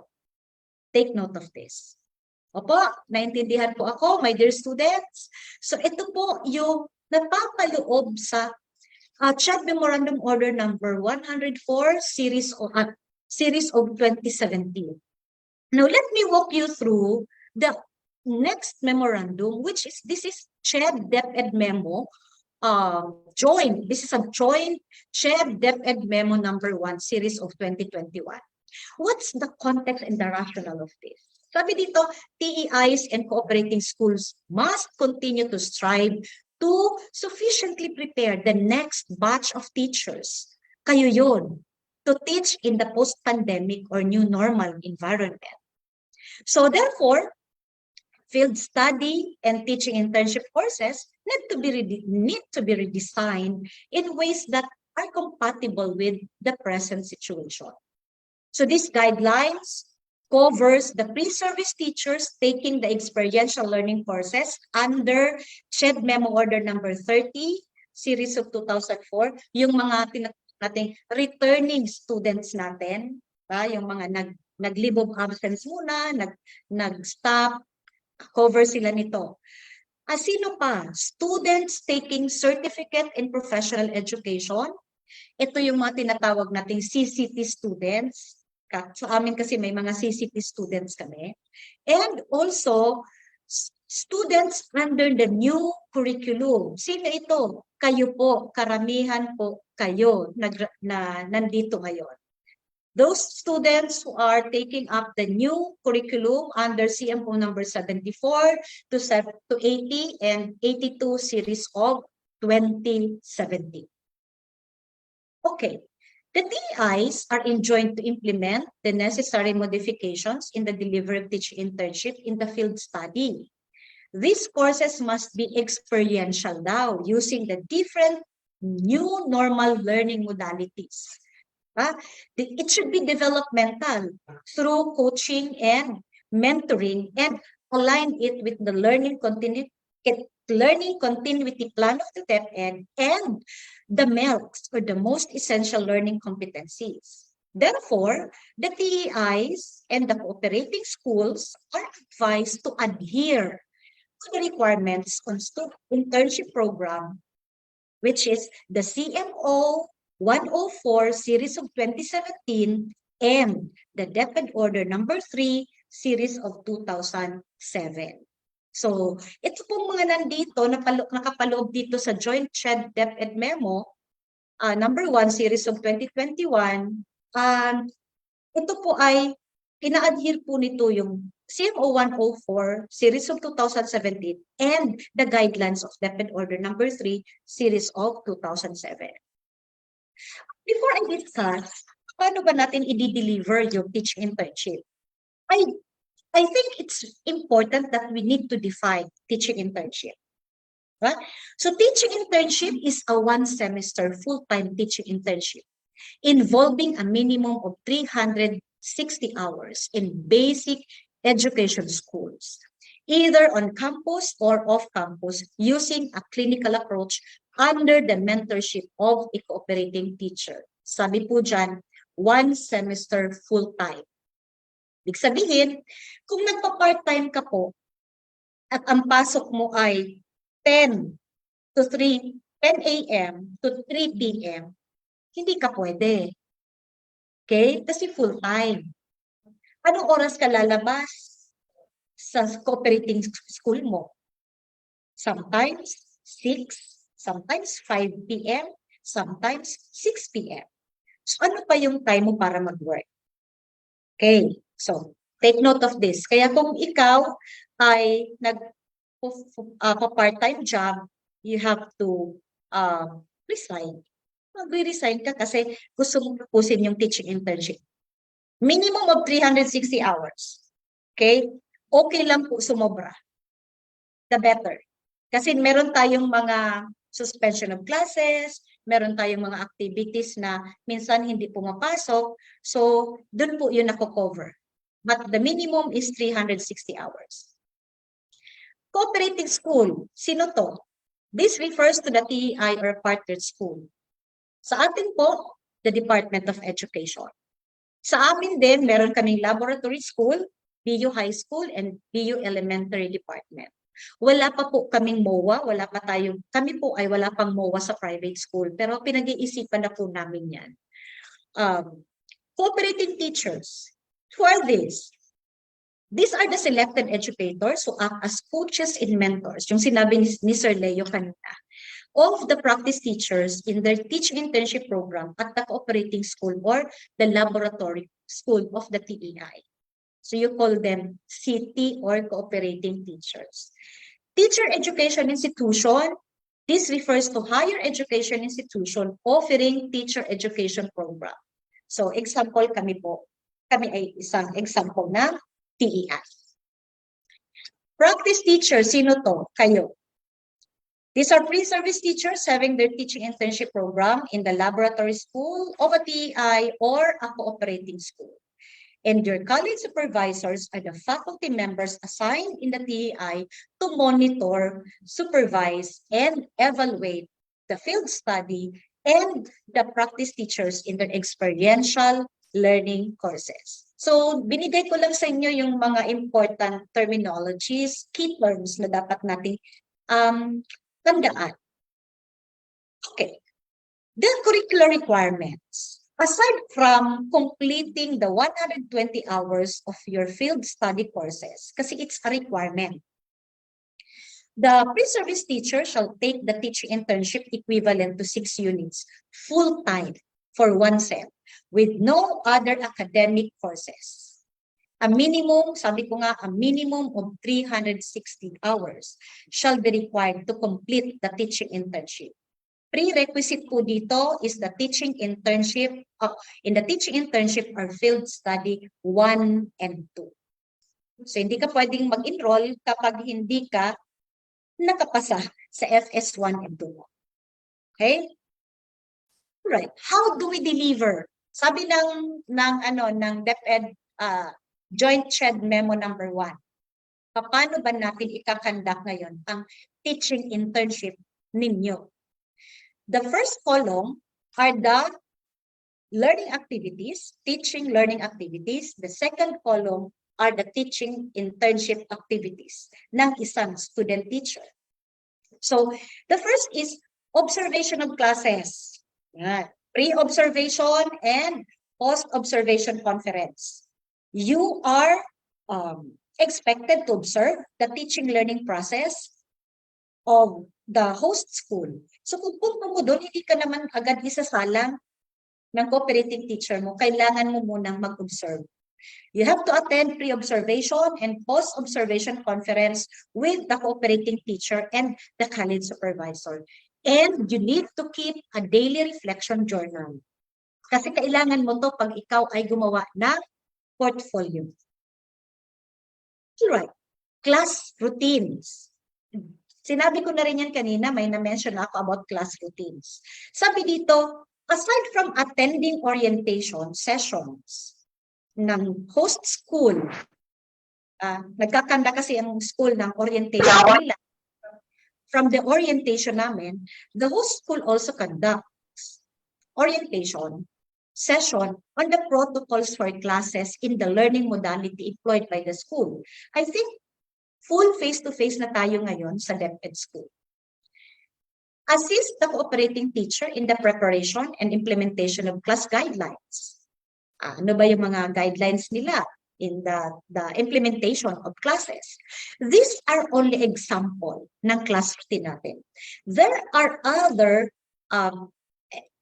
class routines not mentioned here na ibibigay na lang po sa inyo na city ninyo o ng cooperating school ninyo when you have your orientation.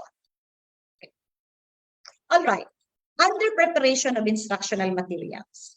During your internship, it is expected that you assist the cooperating teacher in the preparation of the presentation of learning materials to be used in classes.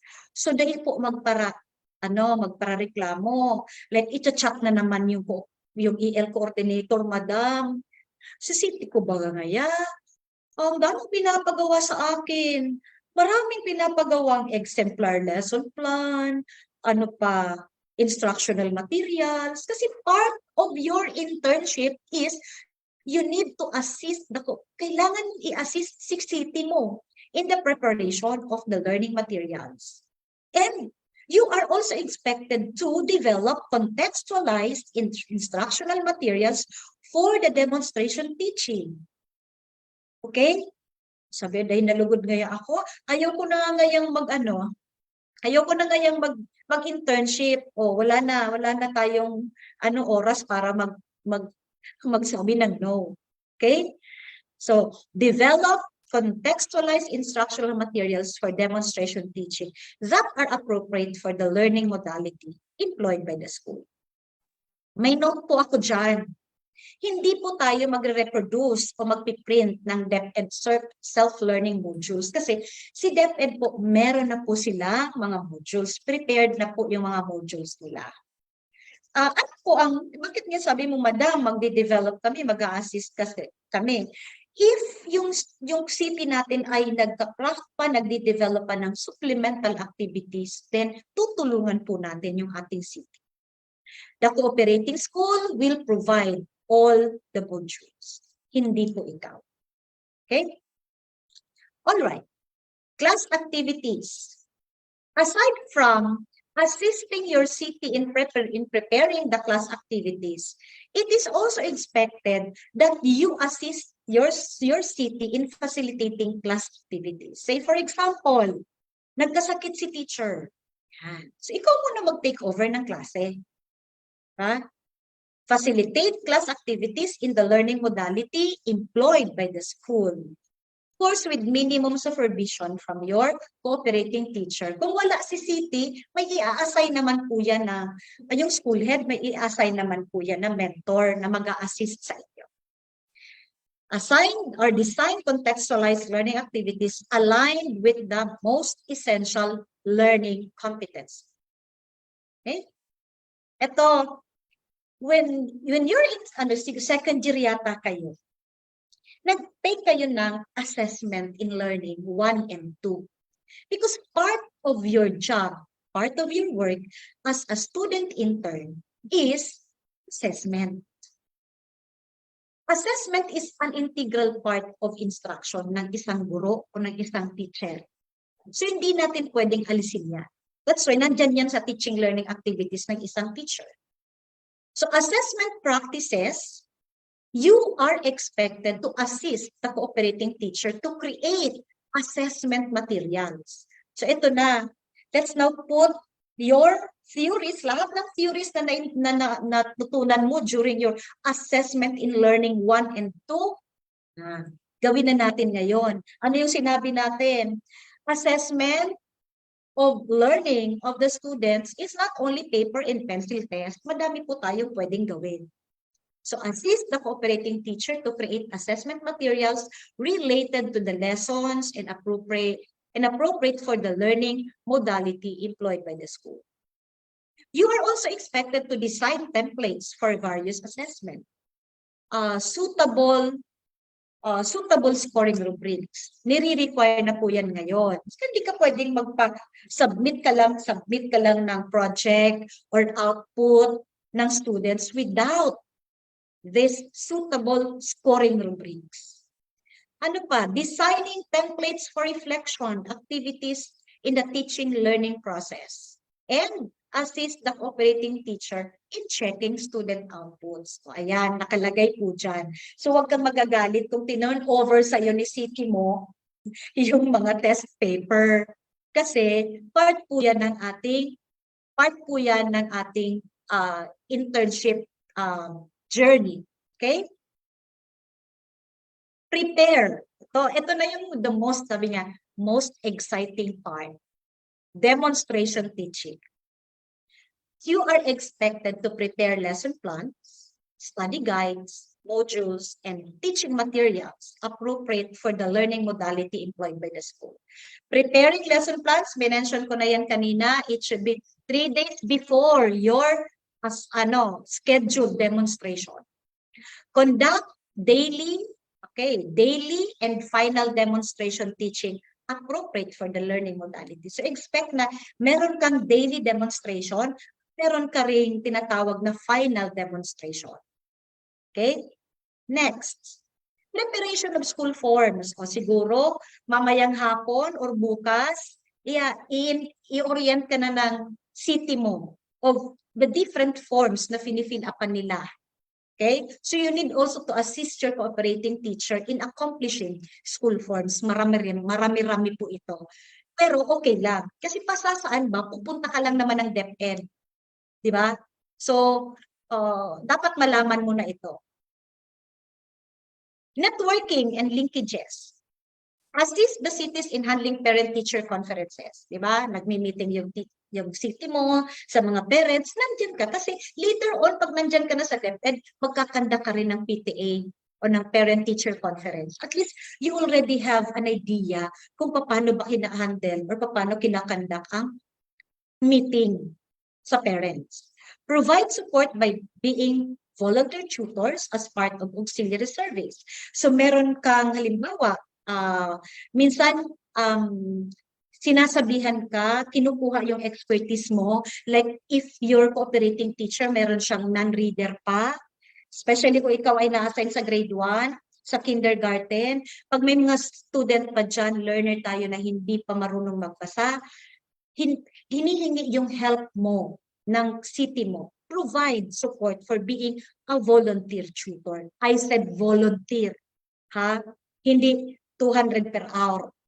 Hindi po yun. Volunteer tutor.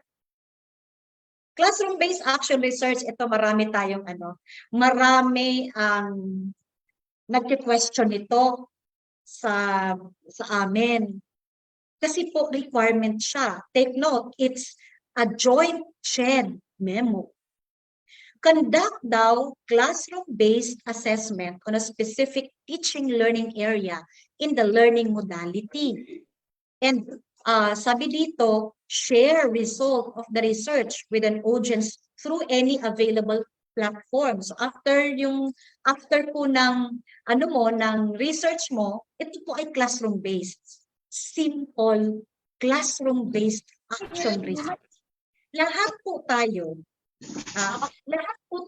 ay nag-conduct na ng research natin. Nag-research 1, nag-research 2 po tayo, right?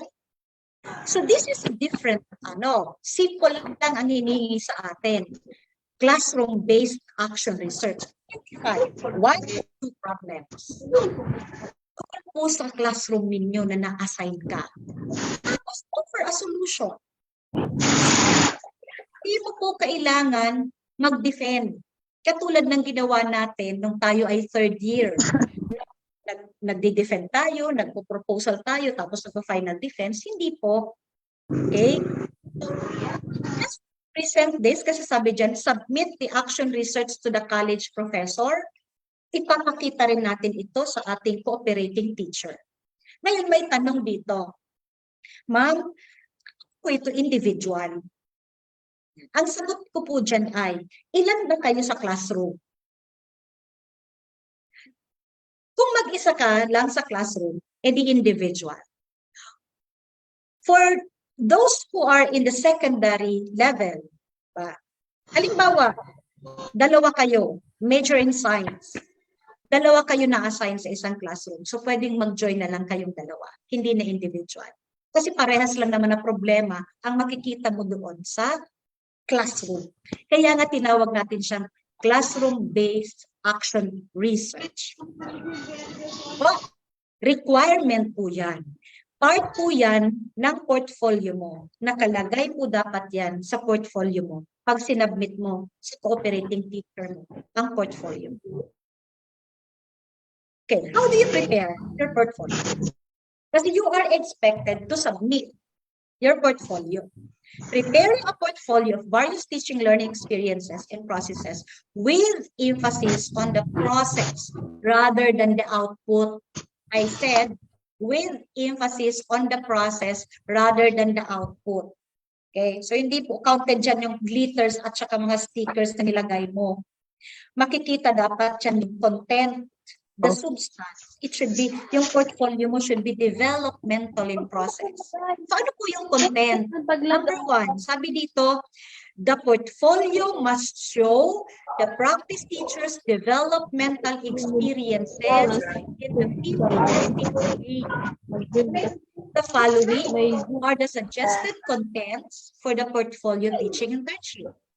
Take note, I think you are already aware of the different PPSP domains. Nag-mute ang video. Type mo dapat sa pangalan mo. Ayun na. O dilag mo sa nandiyan. Excuse me, Mr. Edwin Dao. Can you please unmute mute your audio, please? Thank you. Thank you, sir. Right. So I continue. The portfolio, sabi ko dyan, must show the practice teachers developmental experiences in the PPST domain. You know this already. Okay? I don't need to have a recitation siguro dito to ask you of the different PPST domains. Yung sabi dyan, the following are the suggested contents of the portfolio for your teaching internship. So, ito po yung content. You should have a title, di ba? Maging creative ka. Creative and contextualized by the student intern. Have your introduction, of course, your acknowledgements, your curriculum vitae, the certificate of completion. Diba? Bibigyan po tayo ng certificate of completion ng host school, ng cooperating school, at kami din po ay nagbibigay ng certificate of completion, yung EL office. Ano pa? Professional readings. Kasi dapat nagbabasa ka rin. For friends. And may nabasa ka, I think maganda ito. Ano yan? Magagamit ko to sa aking instructional practice. So, include that in the portfolio. Tapos, dapat meron kang parang short note or short discussion man lang of the professional readings. Weekly journal. Okay, meron ka dapat na weekly journal. Kasi nga sabi ko kanina, dapat meron kang daily log sa notebook. Now, the experiences and reflections on each of the PPST domains should reflect, dapat yung PPST domain natin, ilan ba yun? 7? Correct me if I'm wrong? 7? Yan. Meron ka dapat doon na reflections, experiences, meron kang narration doon. Hindi mo kailangan ng 2 pages. Lagay mo lang. Kaya nga, nire-require namin kayo ng daily log. Para doon mo kukunin ngayon, yung ilalagay mo sa portfolio. And also, take note, the teaching philosophy is a beginning teacher. Kasi ikaw ay kinukonsider na as beginning teacher.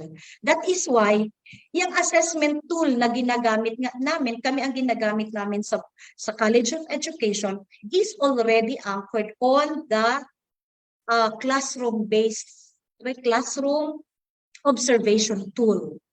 Okay? COT tool na inisyo noong 2019.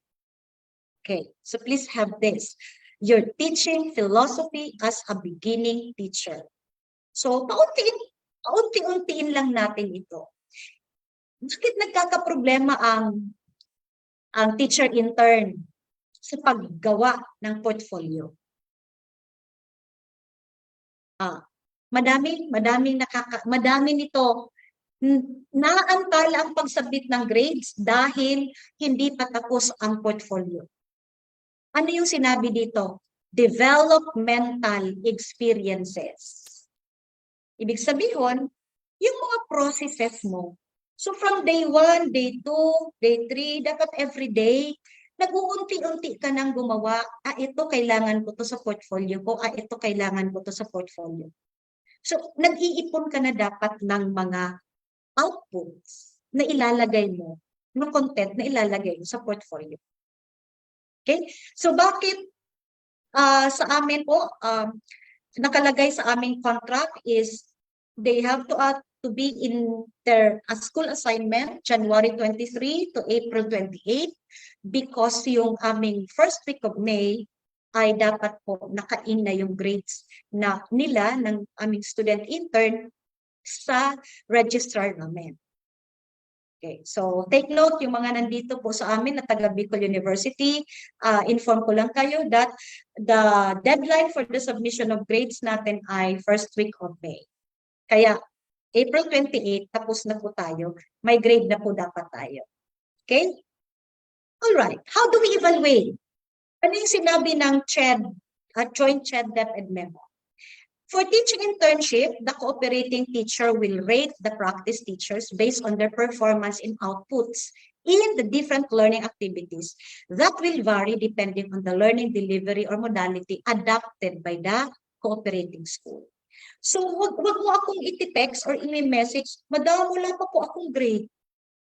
Oh, May 1 na, wala pa po akong grade. Wala ka pang grade kasi pala, sinabmit mo yung portfolio mo sa cooperating teacher mo, April 28. Kasi siya, take note, you give time. Bigyan mo ng time, basahin ni City yung portfolio mo.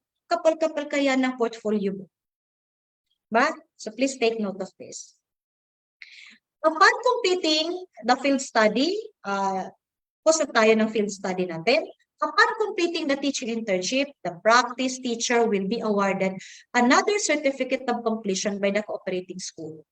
And this certificate will be included in your portfolio. So iba-iba po, kami po, hindi ko po alam kung paano ang rating re-evaluation sheet po ng ibang colleges. Sa amin po, meron din po kami guidelines na nakapaloob po sa aming teaching internship kung how do we rate our student teacher based on our approved guidelines. And I thank you for listening today. Good luck on your teaching internship.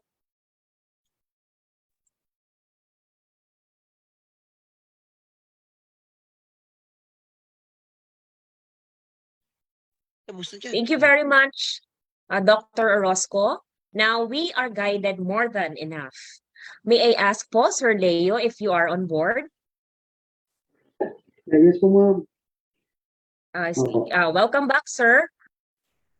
Okay, our dear participants, Sir Leo will continue his talk on the guidelines on teaching internship.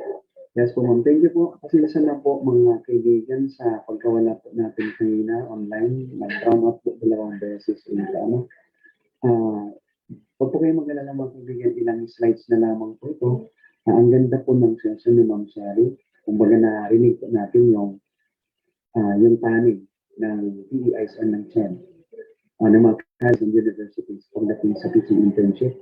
Guidelines, ano ba ang ating mga dapat nating tandaan pag tayo ay pupunta na doon dito sa cooperating schools po natin na kung saan yun naman ang aking pinaliliwanag kanina, ano ang papel na ginagampanan namin sa DepEd po, Okay. So magandang napaka-ganda na napagtitimbang po natin ang magkabilang side kung paano kayo hinuhulma, paano kayo inihahanda ng mga pre-service teachers para maging mabuti, mahusay at magaling na guro pagdating ng panahon. So, babalikan lang po natin yung slide na ating naiwan kanina. Coaching and mentoring of pre-service teachers, kahalagahan o significance po niya. Ang una po is, na-assist natin itong mga universities and colleges or ang tinatawag na natin PEIs in ensuring that their graduates will be the kind of teachers needed in the field. So, gaya ng paulit-ulit natin sinabi kanina, ano ba ang pinaka-ultimate goal kung bakit may teaching internship? Siyempre, maranasan po natin yung actual na pagharap sa ating mga mag-aaral, ating mga estudyante, ma-enhance yung skills natin sa paggamit ng iba't ibang strategy sa bawat MELT or competencies na ating ilelesson sa kanila araw-araw. At makita natin ano-ano ba ang different approaches sa diverse learners natin na ating hawakan sa bawat learning area na ating mini-major po natin o ating kung saan tayo inclined. Ano po? Another one is enable DepEd schools to have more active role in developing teachers who will eventually be part of their workforce. Tama po. Sino ba ang mabibenepisyohan pagdating ng panahon? Kami rin sa DepEd. Kaya ngayon pa nga lang na kayo ay nasa teaching internship, inihahanda na kayo, piniprepare na po kayo para pagdating ng panahon na kayo ay totally pumasok na po sa DepEd system, hindi na bago ang kultura na ating aabutan na kung saan tayo ay magpapabilang na po. Okay? Another one is facilitate the transfer of good practices from seasoned DepEd teachers to the future teachers. Kayo ang future teachers. Ito yung sinasabi natin kanina na why nag-evolve yung dating critic teacher naging ngayon ang tawag, mentor and coach. Kasi hindi lang siya basta pagpapara-criticize si pre-service teachers, kundi gagabayan po siya, i-mentor po siya, ito ang mga kahinaan, paano ito babaguhin. Ito yung mga strength natin, paano ito i-sustain at paano pa ito i-improve. Ano? At mangyayari lang po yan kapag, sabi ko sa inyo kanina, napili namin sa aming mga SDO, mga division offices, ang mga cooperating teachers, tamang cooperating teachers, taglay yung mga katangian na aking binanggit kanina, isa-isa, upang maging mabuting mentor, mabuting coach, pagdating ng pagpasok po ninyo sa inyong cooperating school. And another one po is be an opportunity for professional reflection. So, makikita po natin mga kaibigan, mga my dear pre-service teachers, hindi lang po kayo natututo sa ating cooperating teachers, vice versa po yan. There are times na cooperating teacher mismo ay natututo doon sa hawak ng pre-service teachers. Baka minsan ako, years ago, cooperating teacher din nakalate, na nakikita ko, ang galing nitong naisip ng pre-service teacher ko, itong aking intern. Hindi ko ito naisip.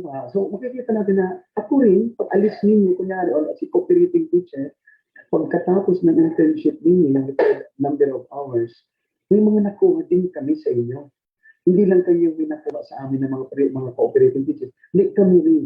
So, vice versa po ang learning na ating, ang ating nakukuha dito sa teaching internship po natin. Kasabay po yan sa significance nitong tinatawag natin ngayon na standard coaching and mentoring program ng DepEd. Okay? So, next slide please.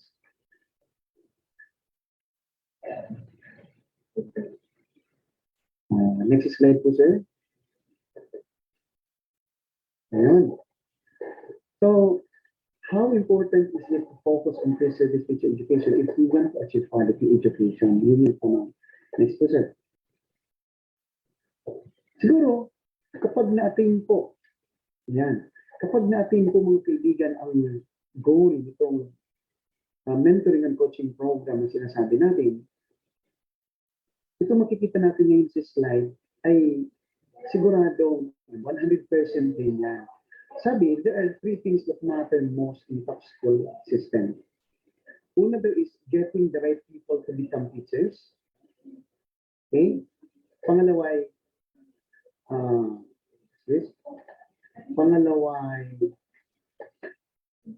ay developing them into effective instructors. And pangatlo is ensuring that the system is able to deliver the best possible instruction for every child. So, tatlo kunin ang mga tamang tao na magiging guro, o magiging cooperating teachers, magiging mentor, magiging coach. Then, hulmahin ang mga guro upang maging epektibong tagapagturo. Kayo ito. For, kahit yung mga dati na yung mga colleagues nila, sabay pa rin yan sa hinuhulma din. Then, tiyakin lang na ang sistema ay kayang magbigay ng pinakamahusay at kalidad na pagtuturo sa bawat mag-aaral. Kapag nagawa po natin ito, next slide po, sir. Okay. Next slide po, sir.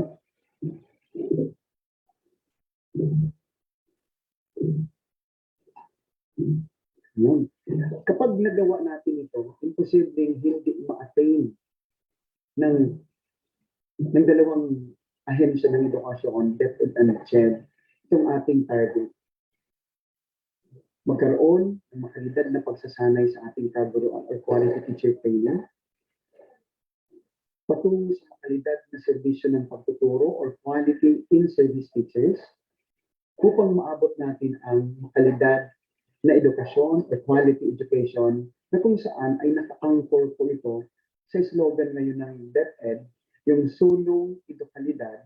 At ito po ay mangyayari, mga kaibigan, hindi trabaho ng isang tao, hindi po ito trabaho ng cooperating teacher, ni school head, ni DepEd personnel, or ni CHED personnel o mga colleges and universities, administrators, o lahat ng mga professors. Collaboration po ito ng lahat. Mula sa teacher education institutions or colleges and universities, yung lahat ng mga division offices, and then lahat ng mga magiging cooperating schools, kasama na doon ang lahat ng mga napili na cooperating teachers na tinatawag natin mentor and coach At syempre, sa kolaborasyon, kasama din po kayo sa kaninang binigay ni Ma'am Sherry. Ano naman ang counterpart na obligasyon po ninyo bilang mga pre-service teachers? So, makikita niyo, no, lahat ay kailangang kapit-bisig para itong bayanihan upang makuha, umaabot po natin ang ating target na quality education sa ating bansa. So, ang gandang pakinggan na ang lahat ay magkakaiba man ang ating mga pinanggagalingan, o magkakaiba man ang ating mga pinanggagalingan, iba man ang kultura na kinabibilangan natin, pinamulatan natin. Pero dahil mayroon tayong tinatawag na standard, kanina binigay ni Ma'am Sherry yung guidelines ng pinagsamang joint DepEd Memorandum and CHED. Ito naman yung konteksto naman ng DepEd ang aking binibigay po sa inyo. So napakagandang maging standardisado po ito upang maging madali ang lahat. May iisa tayong sinusunod kahit tayo ay magkakaiba, may magkakaibang kultura at orientasyon sa bawat colleges and universities saan man tayo nanggaling at nagtuturo. At bilang pagwawakas mga kaibigan, last slide po sir. Ayan. Bilang pagwawakas po, iiwanan ko sa inyo lahat ng mga pre-service teachers na narito at mga kasamahan at kasamahan natin sa akademya. Sinasabing ang pagkatuto daw ay walang katapusan saan mang sulok ito saan mang lugar. So sabi ni Bapong, madaming teachers sa labas ng ating paaralan, decision mo pa rin kung kanino ka magpapaturo. Ngunit pinakamainam ay kulmahin natin ang ating mga sarili. Sa lahat po, magandang umaga at maraming salamat po sa pakikinig. Leo Brizuela po, DepEd SDO Ligao City.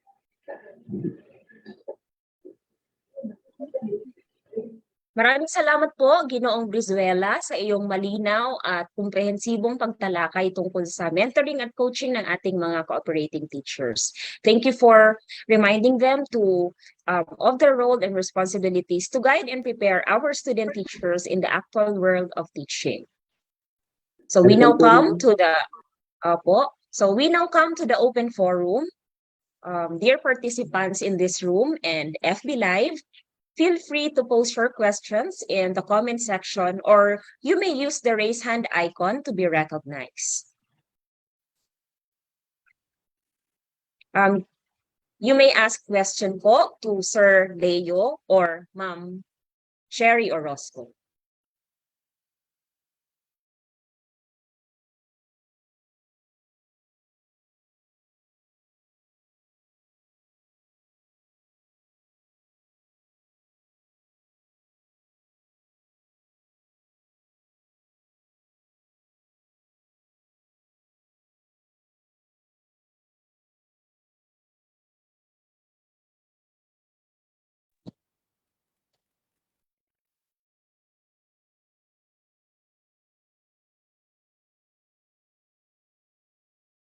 We are waiting po for your questions, dear participants.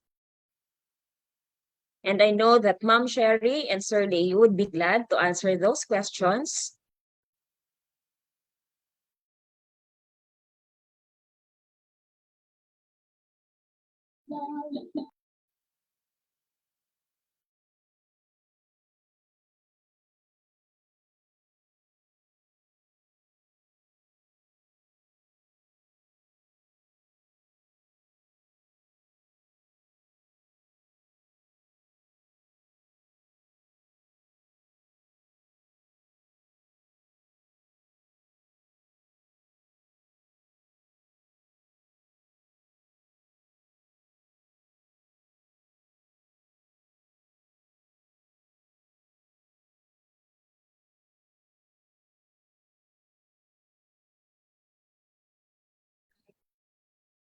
Okay, so, ayan. Okay, we have a question here. Can we use the experience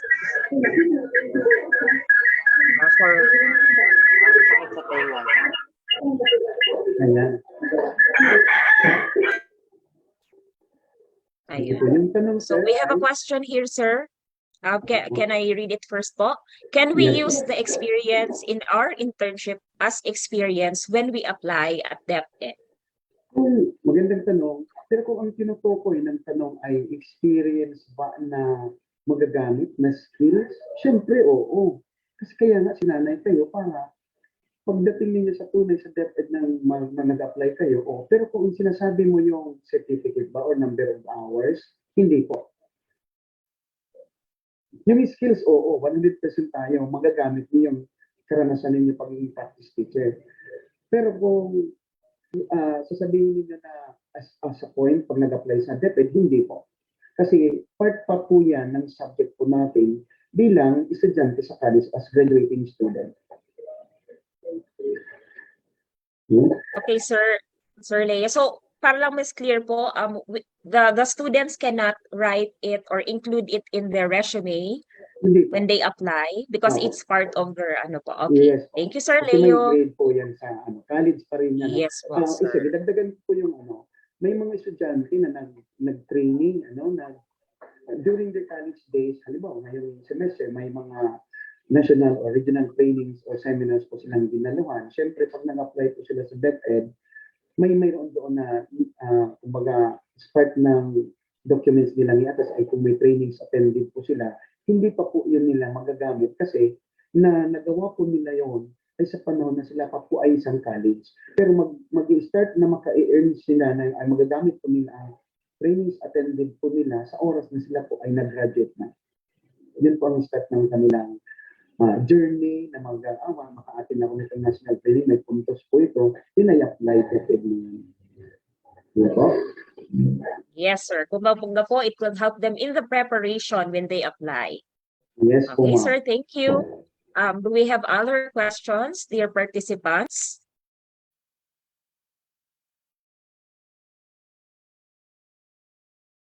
Those who are in the FB Live may also post their questions.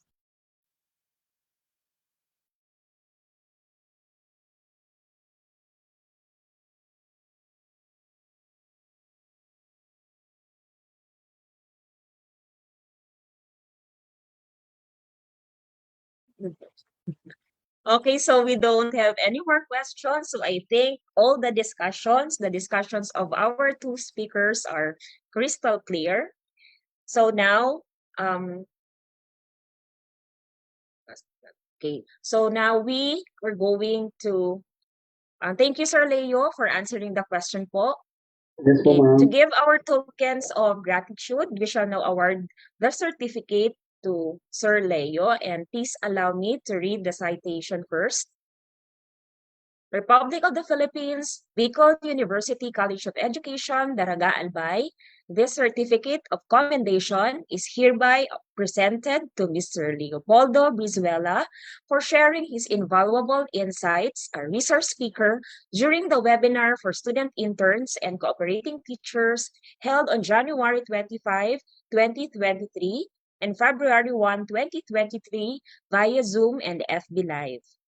Given this first day of February 2023 at the BU College of Education, Daraga Albay. Signed, Marcia Corazon P. Rico, PhD, the project leader of RIPPOLS, Professor Rafael B. Buemia, the BUCE Extension Coordinator, Lorna M. Minya, PhD, the Dean of the Bicol University College of Education, and Sir Jovert Ofrasio, the President of Association of Local Colleges and University Region 5. Thank you very much, Sir Leo. Thank you po, ma'am. Salamat po, Ma'am Apon. Salamat sa lahat sa invitation. It's an honor po na makapag-share ng insights po sa ating mga PSS participants. Maraming salamat po sa lahat. This time po, may we request all the participants to please open your camera for the opportunity with our first speaker.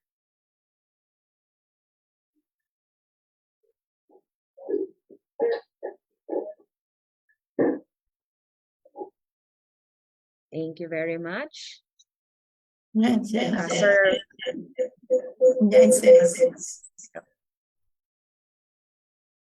Okay, Sir Pop will I'll be the one facilitate to po. take your pictures. There are 9. Sorry. Let me just get ready. Okay,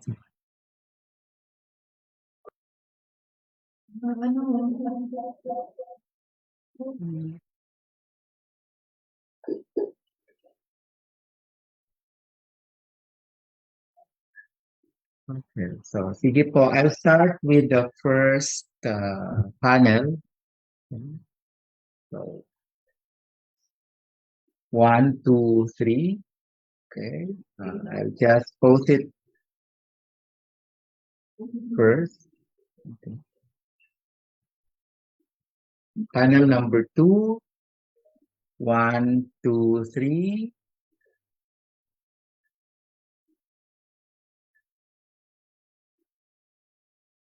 Wait po ha.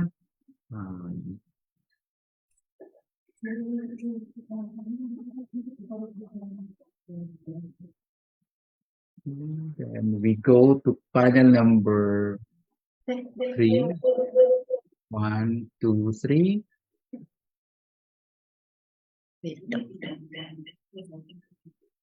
Oops, sorry po.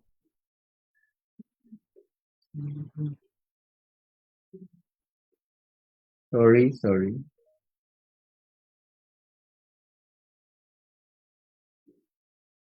Panel 4.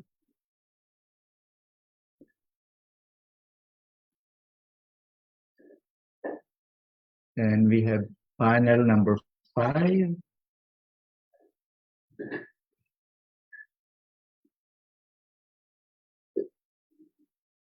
Panel number 6 this time.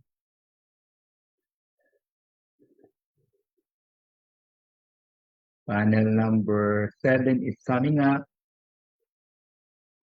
7. Then we still have 2 last remaining panels.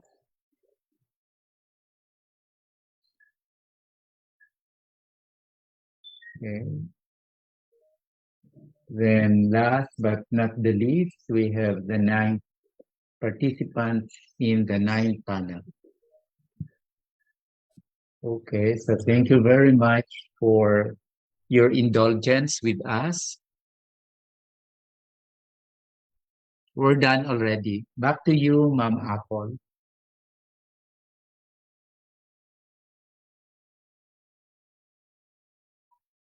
Audio, Ma'am Apple. Yes po. Thank you very much again, Sir Leo, and thank you, Sir Pop, for facilitating the photo op. Now, we will have a short break for about 10 minutes, and please come back at exactly 10:38. Thank you. Thank you, Ma'am Apple, Ma'am Ruby, Ma'am Mars, Peppa, thank you. Thank you very much po. Thank you, Sir Leo. See you soon. Nakahabol, ma'am. Pasensya na kami na.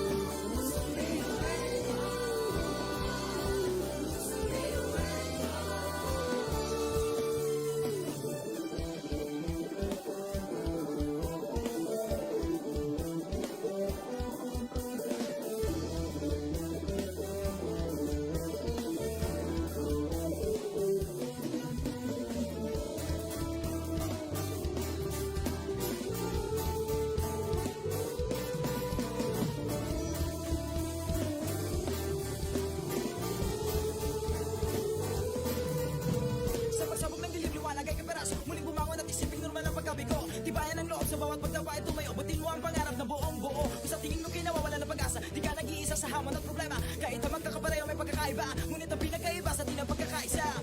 Sulong lang, sabay-sabay sa bundok na matarik. Parang sugat talikan ng maapakan ng tinig. Diretso lang, kahit gano'ng kalupit, hindi ikot ang segundo sa relo ng pabalik. Tumingin ka sa liwanag na sa'yo'y papalapit. Makinig ka sa katotohanan na aming sinasabit. Madadapa ka minsan, kakayanin mo pa rin dahil ang pusong biyuan niyo sa data mo sa dilim.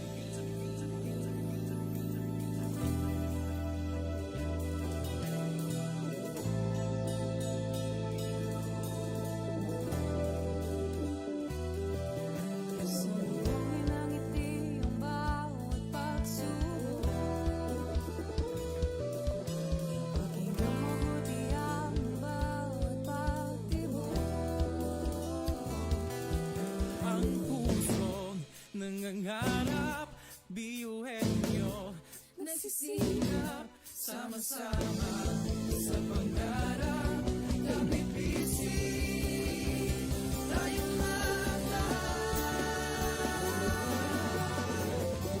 kakaibang luwi sa di-pati-hati, subalit sa huling nawawagi. Marahil ay iba't iba ang kulay kilos sa salita, subalit sa huling nanlalagi. Ang pusong biyuhin nyo, pusong biyuhin nyo, pusong biyuhin nyo,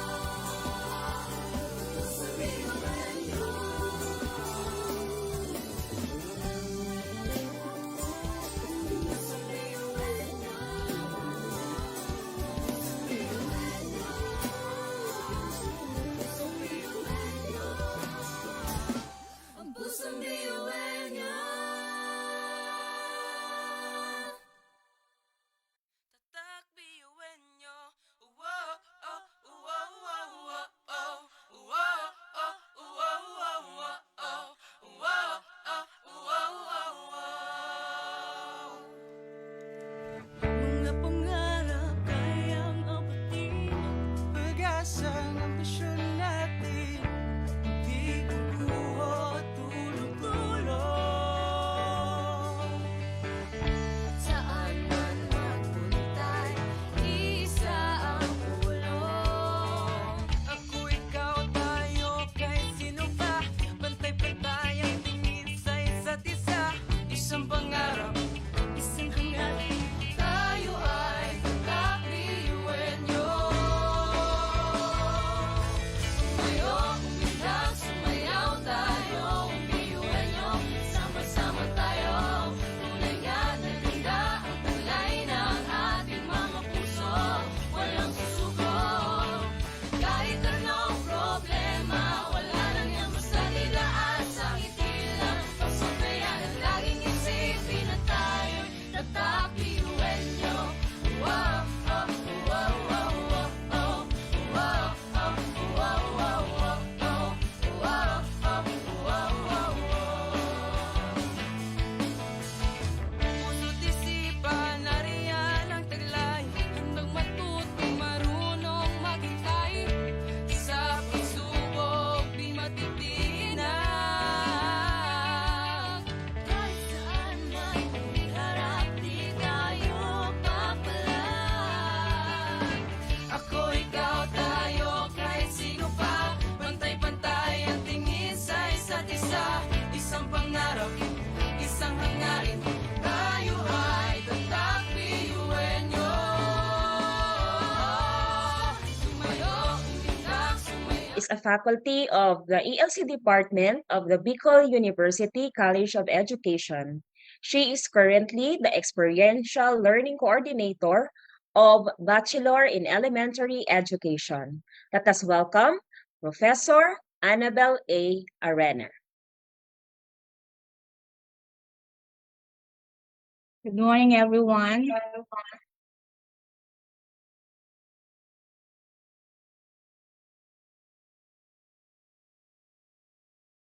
Let me now first share my screen.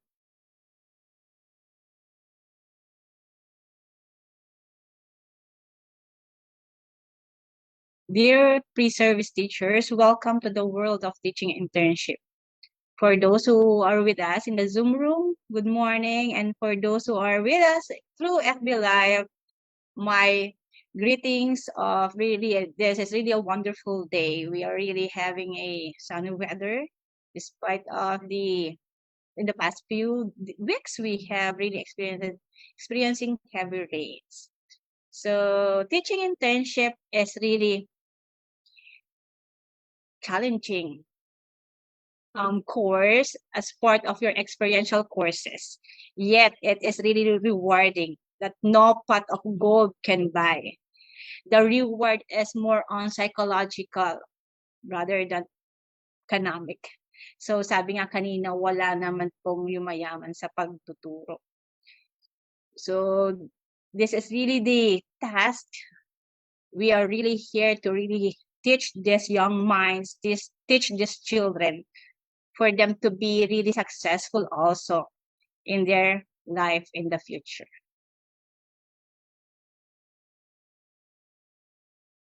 Teaching is really a work of art, for we are really here to be creative in really designing our lessons, in planning our activities, and we are here molding these young children, molding these young minds. We are here really to teach the 3H. Okay, so we should educate the head, the heart, and the hands. We should really achieve their holistic development. The topic which I will be sharing to you to become effective teachers, effective student teachers, or teacher interns, or student interns for your teaching internship, is really focusing on the teacher cost problems, the learner cost problems, and to really have now the tips for effective teaching and learning.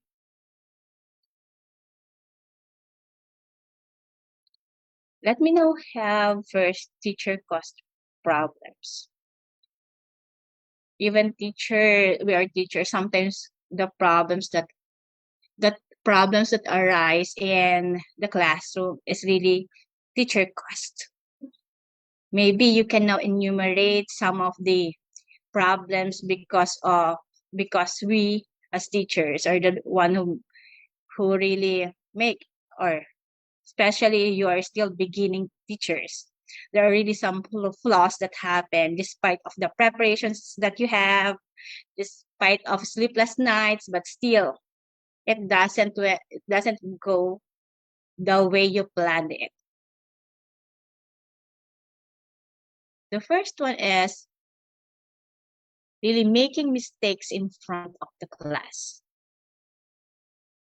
Proficient teachers, and if as you beginning teachers, there's no really an excuse sometimes that we make mistakes because we are humans. We really, because of the slip of the tongue, and sometimes as we write it, we commit wrong spellings. So if ever it happened, because it's really, if you commit mistakes in front of the class, or mistake in front of the class,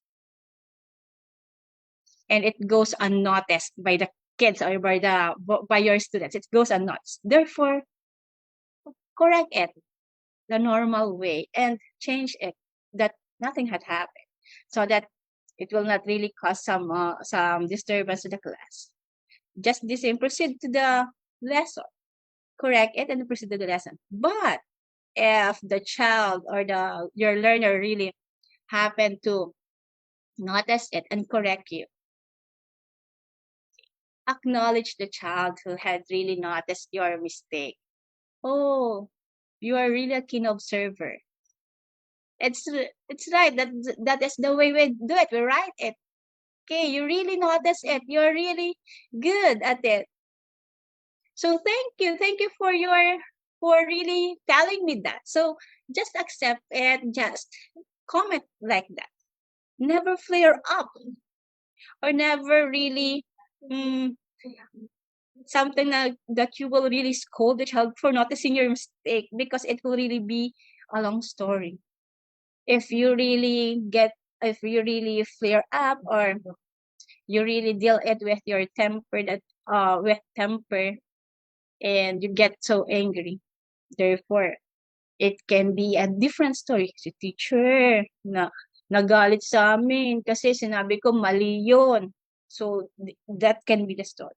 But if you have it really the normal way, and you accept, you acknowledge the child, it will really be something that, it will be something nice story to talk about. Oh, they can also say to their parents or to their friends, maganda yung story na ano nila, just in case. So never be really get mad of it. Just manage your composure and happen to really show to them that you really appreciate their observations. So the best way to not commit mistake is really master your lesson from A to Z, or really mastery of the lessons really needed, and to be far ahead of your class in knowledge and skills. And also, you should really go back to your first love in learning, which is reading, because you really read for you to learn before. Now have a habit of reading to really be advanced to your lessons, to get additional information. So develop a habit of reading references other than basic textbooks or the textbook that you're using together with the kids. You should have another book to refer to about your topics or other references. So the second one, the teacher that is considered as teacher cost problem is really forgetting or not knowing what to say. As I said earlier, you have really sometimes weeks of planning, because it's not yet time for you to deliver the lesson. Days, or you have gone to many sleepless nights because you are really preparing for it. You are really going to really put all your efforts here, your best performance in your teaching, maybe, but when the day comes, well, during that day of demonstration teaching, you're in front of the class, everything, you really forget things that should be done for a specific sequence, okay? Because the butterflies in your stomach really are fluttering also. So you really feel that nervousness, or absent mind. So we forget those things that you have planned several weeks in just that specific time that you are really about to deliver your lesson.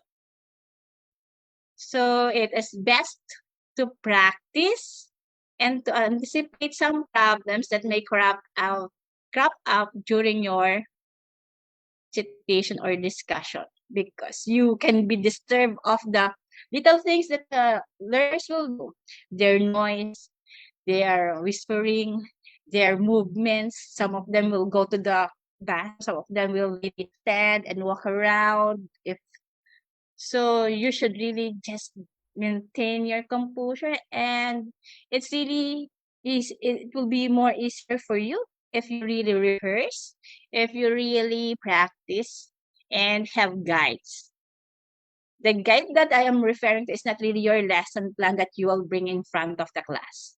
No bringing of lesson plans in front of the class. So you can devise other things that you can really do for you to really remember each step that you will do in your demonstration teaching or in your teaching. So you can have it in cue cards, You can arrange your IMs according to its sequence. That will be really your guide on how you're going to do it, on how you will deliver your demo teaching. The next is not knowing how to answer students' question. So this can happen that your kid will ask questions about the topic. The kids will really ask you about something about the topic which is somewhat related. Okay. And not everyone, or no one is all knowing also. We have really something that we don't know. Therefore, what are we going to do? You should think of possible ways, because you cannot really answer the question if you are not really knowledgeable about it. If you are not really if you are doesn't know really the answer, you cannot just guess, you cannot just give them incorrect information, because it's really difficult for them to unlearn it. The teacher said like this, but it's not correct, so it will really be difficult for them to unlearn it. So I think it will really be possible, and also they won't be able to know that you don't know the answer at all. So get answers from the group. Assign individuals or groups to find answers. You can do that. You can propose some activities that they can really do for them to get the correct answers, just like interviews of experts. And you can let the other students suggest other ways to tackle the problem or to tackle the question. And you can have it as an assignment that can also be done. Just make sure that the next day you have also answered to that, because they will follow it up. Sometimes they will ask you, okay, what is the the answer? What if they don't really gather information? And you should really, if they gather information, you should also validate it if it is really the correct thing that they should learn. That is some of the things that we can do. Next is being unprepared. Okay, can there be a time talaga, dear pre-service teachers, that you will go to your school being unprepared, wherein you are expected to be there being always prepared? Can there be a time that you are really not prepared? You go to school not prepared. Okay, so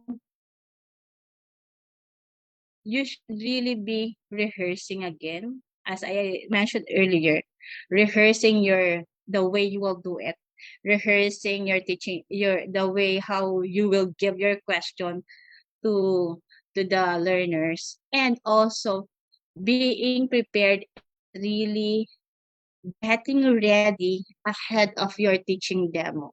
2 days before, the lesson plan should be given to the cooperating teachers, or 3 days, because it will really be correct. It can be creative, and your cooperating teacher can give suggestions to make your lesson more interactive for the kids. So having that days, still you should have few days to be prepared for your class. So being prepared will really enhance your poise and confidence, rather than you will just stand there, because if you're unprepared, you will just stand and thinking of the things that you will do. What will I do here? What I will ask to them? What are the things that I will be getting to really show to them for the lesson? So still get ready days before the teaching demo, because in your teaching internship, this is really the things that you should be doing. Parang ganun talaga, getting ready ahead of schedule or ahead of your teaching demo. Okay. And consider every teaching demo your grand demonstration. I call it really grand demonstration. This is really, if you feel na, okay, I didn't give all my best there. Parang hindi yun ang grand demo.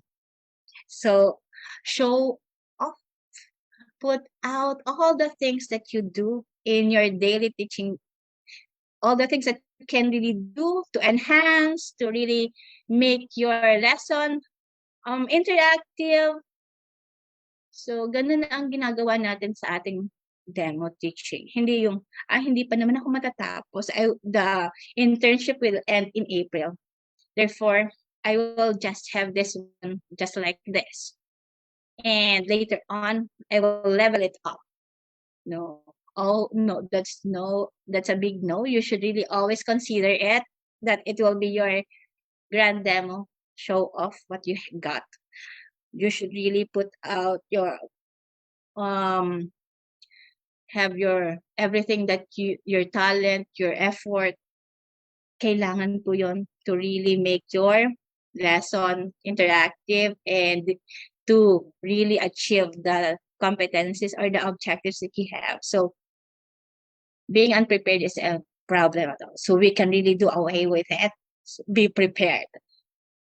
And poor command of the language and superficial grasp of the subject. We should really have in-depth understanding of the subject matter. We should really understand the concept that we will learn. And the poor command of the language will just will be really enhanced. That's enhancing, eradicate if you continue to really using the language, using Filipino, using English, sometimes the mother tongue. It's really a great challenge also to some of us, because if you is not a native of that place where you are assigned, especially if you will really do your internship in a different area, hindi yung sa ano mo talaga, sa yung locality mo talaga. So it's really difficult for you to adapt to the mother tongue or to the language of the locality that you are engaged in, or that you immersed with in your teaching internship. So it's not really just in English, across language of instruction. So grammar consciousness, wide vocabulary, and the mastery of the subject matter and art of questioning are needed. Okay, you should not really regard each topic. It's easy. It's easy because it's for lower grades. It's easy because it is for grade 9, and in the junior high school, it's easy because it's just education sa pagpapakatao. No, you treat all of it as in you will have you should really need to master or read about the topic, read so that you can get additional information about it, about each topic that is assigned to you. And another one is inadequacy of instructional materials. One of the skill that the teacher should have is really to craft his or her own teaching aids. You will be doing making your own teaching aids, no, whether it is traditional or digital. We cannot really do away, even we are in the digital world, do away with the traditional visual aids, because there are schools that no electricity at all. And if you're here in Albay, okay, there can be also days without electricity supply, so you cannot really do your teaching through your PowerPoint presentation or through other instructional material. So still the traditional thing that we do our instructional materials are really needed. You should have the skills in making the instructional materials both for digital and traditional. Don't really disregard one. You should be really skillful in both of them. Okay, you should have self-learning kits, modules, PowerPoint, e-games, everything. You should really be knowledgeable on how to craft it and how are you going to use it in your lesson. Instructional materials are there, but without the teacher, it's nothing. Still, how the teacher facilitates the lesson, the instructional materials will really be the main factor on how the teacher on how the learners will really learn the lesson. So another thing that you should bear in mind is to make instructional materials that can heighten the learner's interest as well as to objectify the concepts introduced. That is the goal of on how are you going to make instructional materials. This next one is disorganized planning. You should be knowledgeable about the activities of the school for a month or for the whole year. Because you can have thematic, if you apply thematic teaching, you can really have the themes per celebration in the school so that your lesson will be related also to the activity that will be done during weekend or in this week. So you should be really knowledgeable of the activities in school. Get acquainted with the total school program so that you also be you can adjust your activity. Sometimes there will be the children or the learners will be outside of the classroom doing activities that is related to the school celebration. So there will be interruption of classes. So it will change your schedule. So be acquainted on that. That will be the thing that you can do to really minimize, to really to have disorganized planning. Avoid last minute planning. And another is discover available resources and hand in your lesson plans 2 days or more days before teaching. At first, since I know that you have practiced writing lesson plan for almost 3 years and you have done with the participation during FS1 and assistantship with your cooperating teachers or your resource teacher during your FS2. You have done several activities in lesson planning, but there are still times that you need the help of your cooperating teachers, or you really need their help in crafting your lesson plans. Their suggestions are needed. So you should really plan 2 days or 3 days before your day of the demonstration. Next problem would be inability to meet the needs of slow learners. To meet this the needs of the slow learners or the struggling learners, it really requires time, more time. And you cannot do that during your class hours. And it will really require your time after class hours maybe to really remediate or to really do remedial instruction to them. But during your class session, you can really give them activities that they can work on.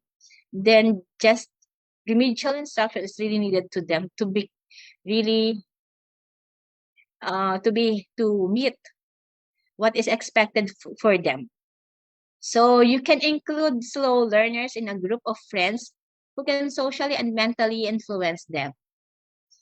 Because children really works best and show what they got also if they are comfortable with the persons around them. They can really help if they know whom they are working with. So you can group them according to their friends, according to their circle of friends, and just make sure there is one or more or two in the group that can guide them. So you can merge the advanced with the struggling ones. So that there will be time that the advanced one can be little teachers. They can really learn with their peers. It's not really the teacher who is the source of information. It can be with their peers also. Next is doing away with neophyte complex. You have the thinking, I am just new. I am just a beginning teacher. I am just starting to teach. So don't expect me too much. Please don't have that thinking. You are in your teaching internship, therefore you are ready.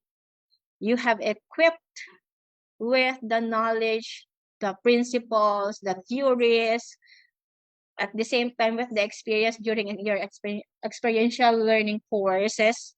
So you are really ready to teach. Show a calm determination to expect all to observe proper decorum and obey standards set for everyone to follow.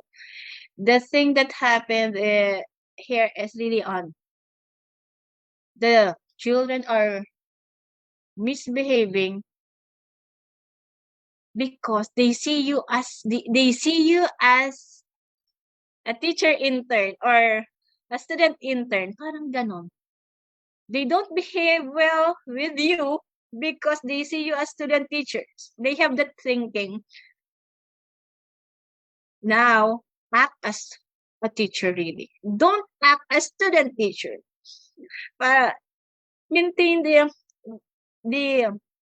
your personal, and also you should have that confidence in you that you are ready to face them, that you are ready to really do the teaching job. And next one is being unpopular to some students. Being unpopular or unpopular teachers are the teachers that are really hot-tempered, lazy. Sila yung mga unpopular teachers.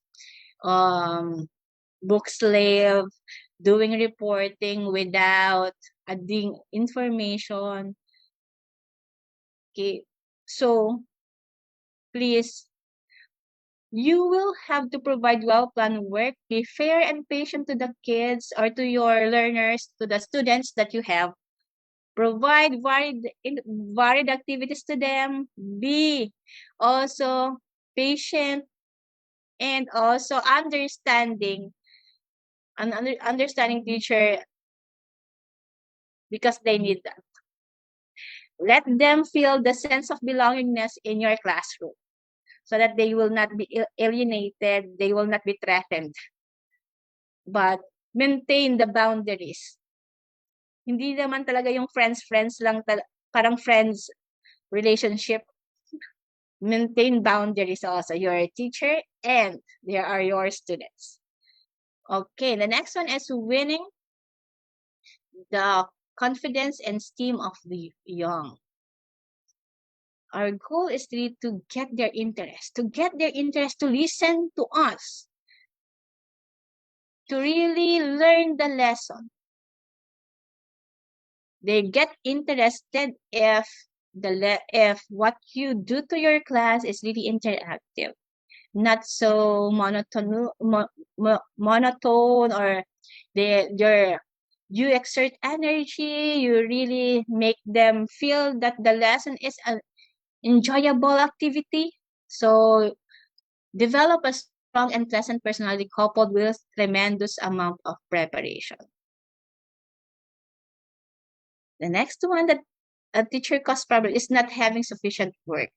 Dismissing the class before the time is really the last thing that you should do and never do, because they are still in your responsibility if you dismiss the class before dismissal time. You should give other activities, reinforcement, enrichment activities for them to really stay focused and stay in your class if it is still your time. Have sufficient work for them to do for the allotted time. If it's 40 minutes, then 40 minutes. If it's 1 hour and 30 minutes, they should be with you within that schedule. Never dismiss them ahead of time.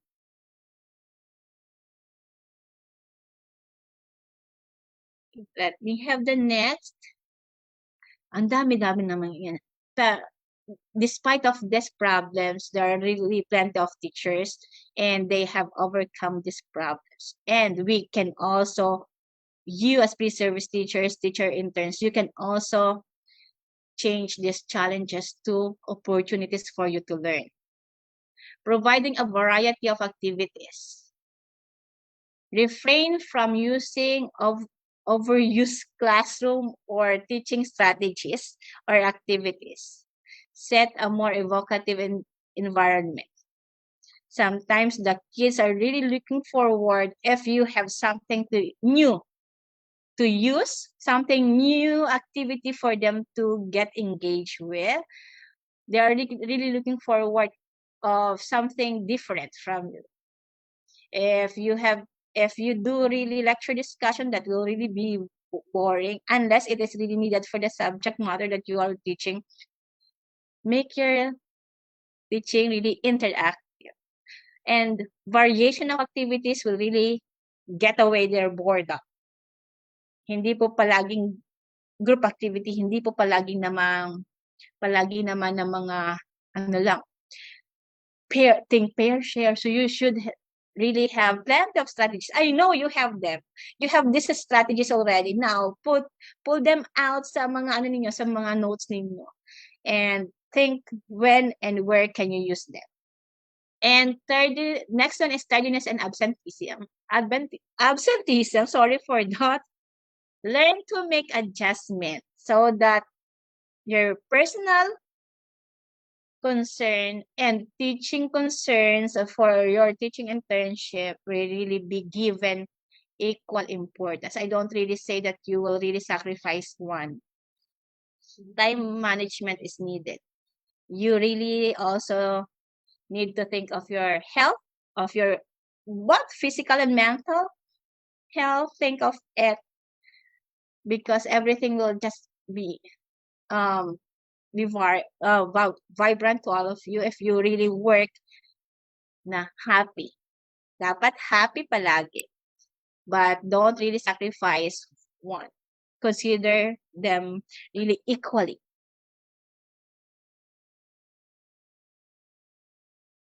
And another one is being unable to handle disciplinary problems. As teacher interns, still the one who you should really report any incident of misbehavior to your cooperating teachers. Hindi po talaga na kayo na mismo magdidesisyon kung ano nang gagawin, because you're still teacher interns. Let your cooperating teachers be knowledgeable about it. Remain calm, approachable, and unruffled by misbehavior. And it is best to create environment that is physically attractive, intellectually stimulating, and free from antisocial and emotional tension. As I mentioned earlier, it's really needed for you to do not flare up, do not get so angry to them. Do not really display that behavior that how you see problems, how you cope with the problems. You should really maintain your composure. Huminga muna bago magsalita ng para mapag-isipan kung ano ang gagawin at kung ano ang sasabihin. Okay, let's have the learner cost problems. There are children or your learners can be aggressive. It's this one, excitable, and the boisterous children. You should be patient, direct their talents and energy properly. Give them creative work and competitive games to sublimate impulses of aggression. Now, these are the kids that will really make your classroom not so dull. Okay, they're really so active. Therefore, you should just give them chance. Do not just hinder them because they will still get your attention. If you will not, if you will not call them, iiba sila ng strategy. So therefore, appreciate it rather than just don't mind them at all. So you just need to direct their talents and energy properly. You just need to devise something that they will, so that they will not be they will not cause disturbances to others. And we also have opposite of them is the extremely shy. You should build the confidence of the shy ones. Praise their improvements. Make each individual know and feel that he is liked and accepted and considered for his worth. Not all silent students are really having low IQ. You should you should not think about that thing na hindi siya nagpaparami today man na aram. Just like that. It doesn't give you an assurance that the silent learners are really having low IQ. They just have some difficulty to adjust, difficulty on how to really express themselves, but they understand the lesson. So you just need to build their confidence. You just need to motivate them more. Okay. Learn with superiority or inferiority complex. This one, as I think I have mentioned this one as one of the strategy also to eradicate or to really eliminate some of the teacher cost problem, wherein you will group the students with advanced learners and slow or struggling learners. So you can do that here. So, and make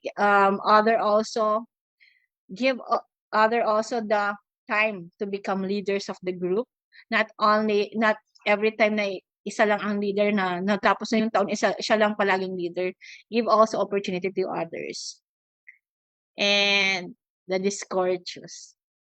Because of the complexity of the environment that they live in, because of maybe of they are exposed to other media, they talk like adult already, they really have this mga vulgar words or bad words na palaging hindi lang siya parang natural na lang sa kanya, kasama na talaga na parang sabing expression niya na.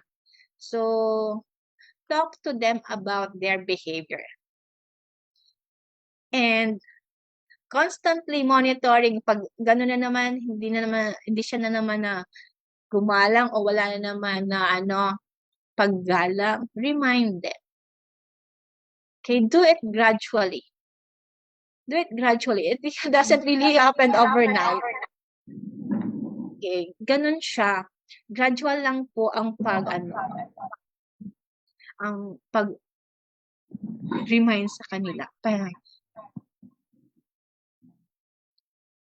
Let's now have the next. The inattentive. There are students that you may encounter that are, no matter how you give the instruction, no matter how you give the activities, they remain unattentive or inattentive. So bakit kaya? There can be other reasons, or there can be reasons behind that. Opportunities for self-activity should be given. Drills should be varied and approximately timed. They become inattentive sometimes because they are bored already. So give them time limit to do the activity so that they will really exert all their energy in making the activity. The next one is the little critics. The varied nature of the characters in the classroom requires every teacher to be versatile. These children that we have, sometimes they really see as na, they critique the adult. Si madam ganito, si madam ganyan. And also they talk about us. They talk about their teachers. So you should really be, if happened that you heard something about you, that they're conversing about you, they're saying things like this, try to listen also. Try to listen. Then you can learn also from them. And you can do really self-reflection from their observation. So just manage it well. The emotionally disturbed.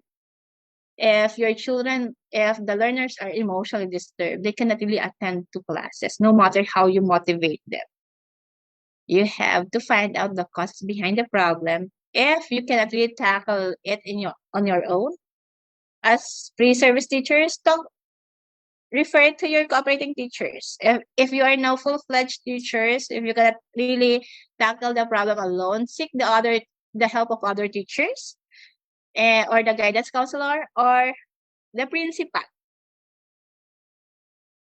And there are also learners that are those wanting to be handled with kids' gloves. These are the kids who are from affluent family, who are really used to have nannies, used to have someone to really do things for them. So it's really difficult for them to soil their hands. Now, what they're going to do to them, since you should really have also to let them value the hard work and doing these things, you should inculcate in them the dignity of labor, cooperation, and independence. And also let them assume leadership roles. Ayan. And those prone in cheating and stealing.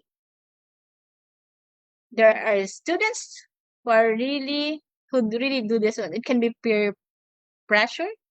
It can be fear of failure, because they are really they should maintain the grade. They should do.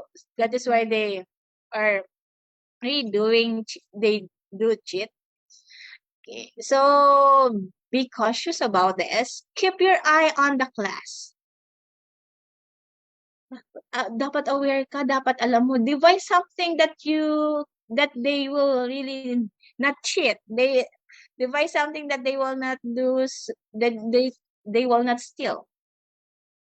And put across their young minds the bad effects of cheating and stealing. Same with those with other behavioral problems, like drinking, smoking, bullying.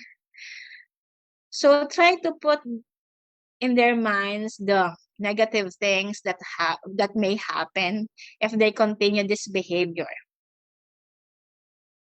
Let them think, what if this happened to you?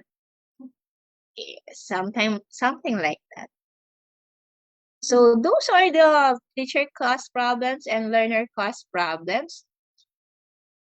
And we have also another there's more school phobic children, help such children by orienting them the new environment by providing an atmosphere in which security may grow, and by developing in them proficiency in basic learning and social skills. So there are it usually happens to if they don't have very nice experience in school, they become to really they refuse to go back to school, they refuse to go to school.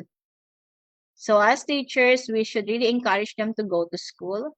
How can they go to school? They will go to school if the ambience, if the atmosphere in school is loving, caring, and protecting them. So let them really enjoy the activities and let them enjoy schooling. And another one is those with poor health and less gifted. If they are hungry, if they don't really eat well, and if they are sick, therefore it will be hindrance towards giving their 100% energy, giving their attention to the lesson. So that is really something to be aware as a teacher. If your children are sick, if they are sick now, they should remind them that they can stay at home. You can send them to the clinic. If you have clinic or school nurse, they can check on these kids. So just be aware of their condition. And to summarize, I have here the things that you will do despite of the teacher cost and the learner cost problems or the challenges that you encountered in the classroom setting. So I have summarized them, but there's still few, or you can add there are still more that you can add to these tips for effective teaching. The first one is be firm and consistent in your decision. The children or your learners or students will really identify or learn your inconsistency. Si madam, pabago-bago, ano na yan? Iba na naman yung rule dito. So something like that. So you should have the rules and you should be firm about it. And give the class a part in planning, conducting, and evaluating their activities. This is really part of your classroom management. They should really have the part in planning, crafting the rules. So they can also be part of the planning as well as evaluating.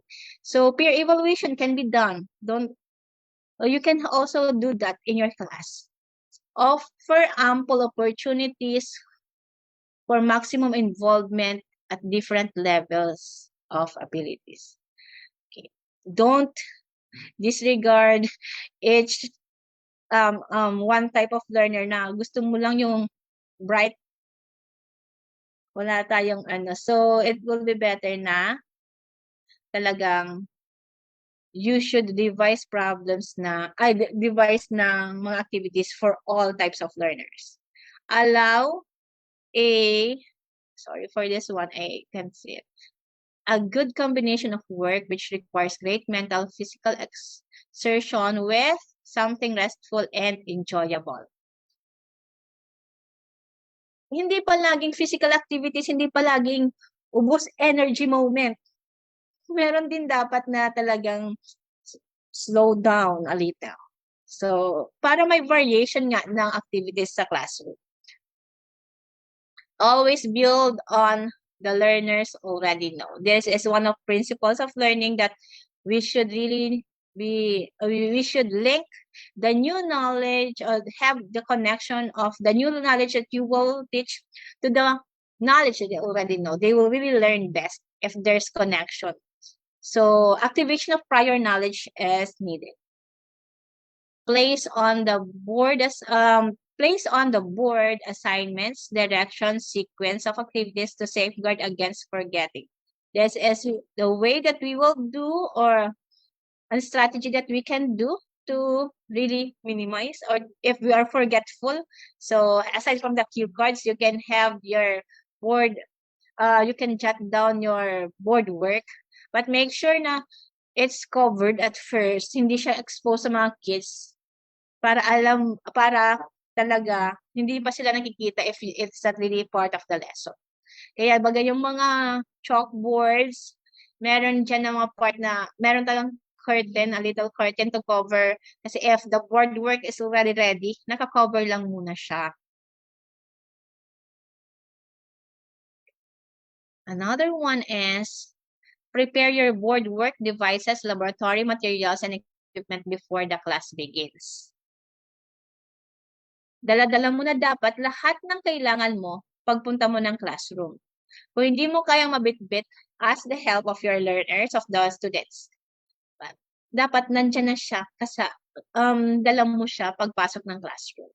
Hindi yung, may nakalimutan ako, aalis ka na naman. Therefore, misbehavior can happen. And their interest to the lesson parang naputol kasi umalis ka. Okay. Try experiments before letting the class perform the activities. You should really do tryouts. Try this activity first before you let the pupils or your learners engage with it. Alam mo dapat kung anong mangyayari na. Alam mo dapat kung will it work or will it not.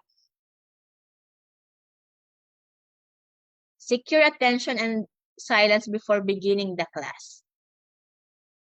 Never really start the session na hindi mo pa nakukuha yung attention ng lahat. Na yung front row lang ang kausap mo. You should really secure the attention of everyone. And focus your attention on all around the classroom or all around the room. When you give questions to them, make sure that it will not be only for few people in the classroom. Make sure it will be for everybody.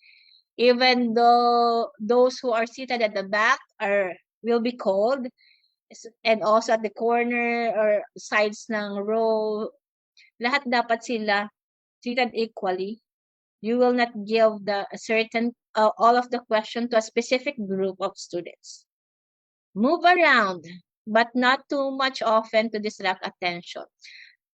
As you do your teaching, you will not be staying all in front. You can move aside on the sides. You can move in there na doon sa gitna nila. Kung may aisle doon, kung wala naman near the students, you can really go near the students.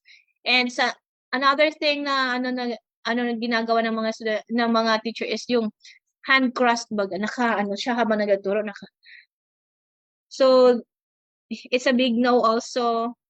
Tapos yung nakapasok lang yung kamay sa pocket, may bulsa. Just move your hands freely. Parang so yung flow niya lang talaga na kung kailangan gumalaw, hindi yung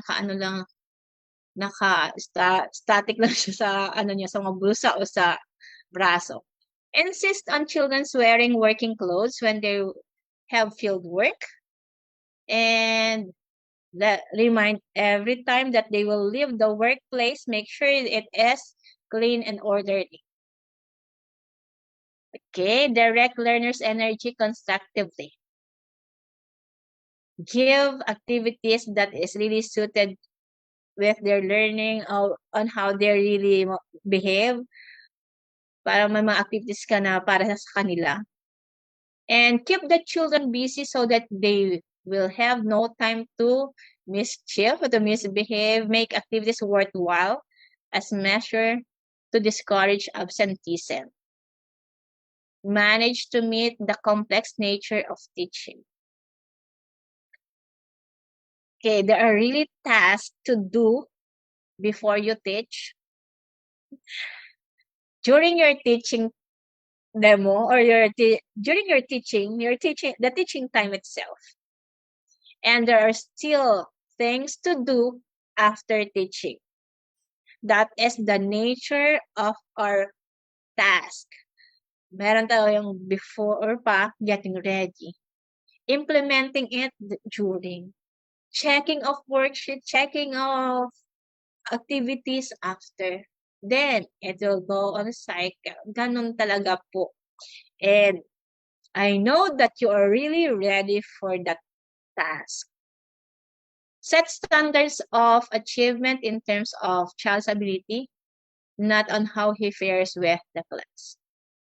Make sure that you really show that you really have fairness in your classroom, in every student. Be fair and consistent in your evaluation. Ito na nga, of the achievements of your learners and dealing with them. You should also give recognition for the deserving and law-abiding to prick the conscience of those who deviate from approved behavior.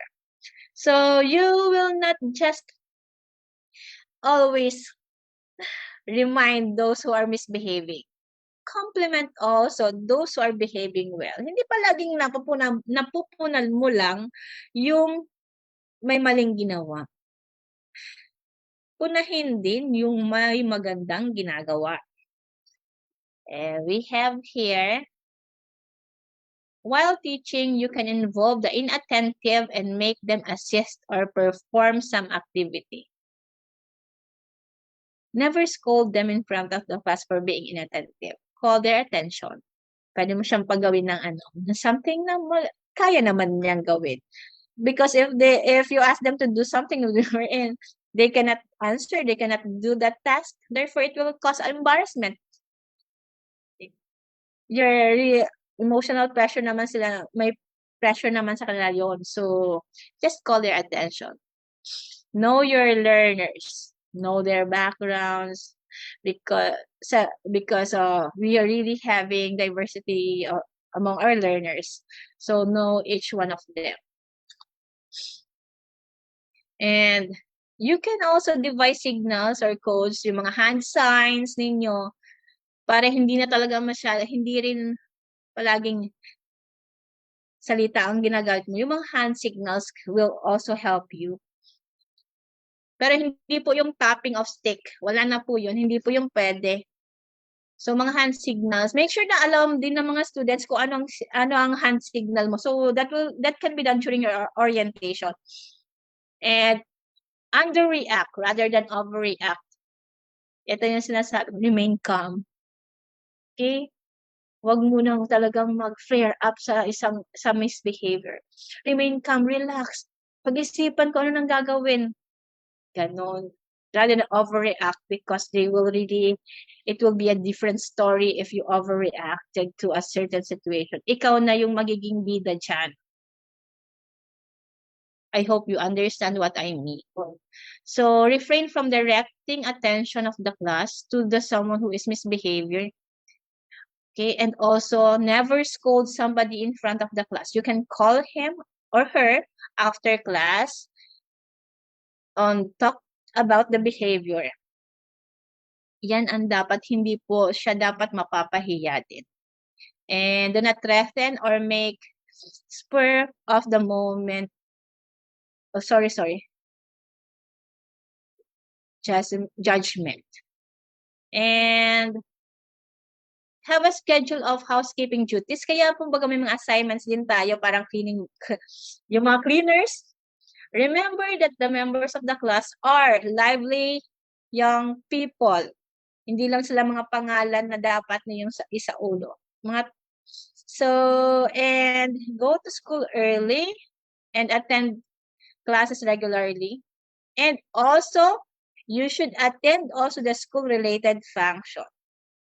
And look at troublesome pupils the clinical way. You are guided with the psychological principles. Dapat alam mo how to really manage them, how to really treat them. Spend weekdays in activities rather than correction of papers and lesson planning. Sana naman magawa ninyo to para naman mag-enjoy naman pag weekend. Okay. So teaching internship is really a full of work because will really be you are now immersing to the real world of teaching. When we say work, you're doing it. And if you do it every day, you do the things every day, you have discipline. Discipline is doing it every day. But I will really, to end my discussion, I will really ask you to be diligent. For diligence is doing it well every day. Here are my references. Thank you very much for listening.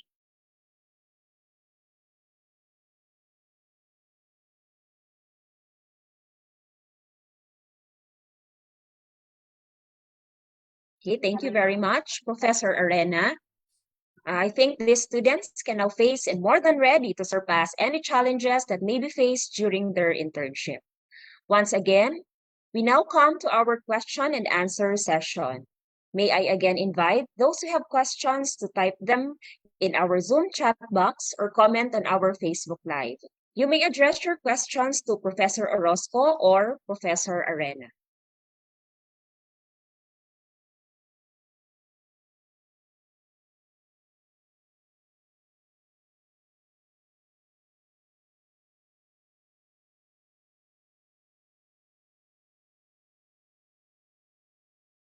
Any questions, please?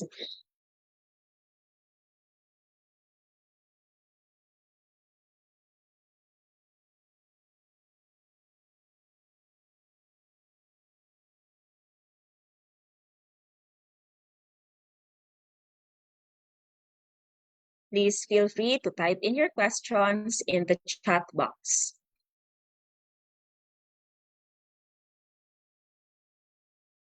Professor Arena is more than ready to answer those questions.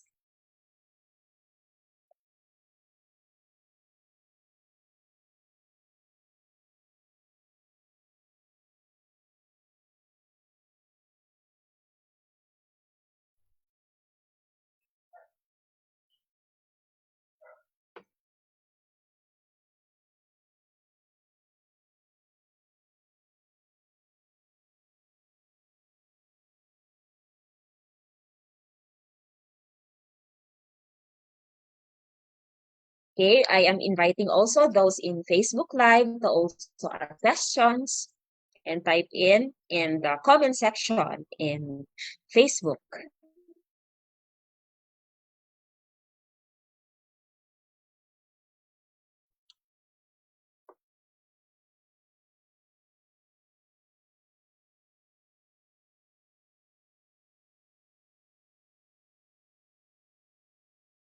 Okay, so I think there are no questions anymore. The discussions are very clear. We now award the certificate of commendation again to our speakers.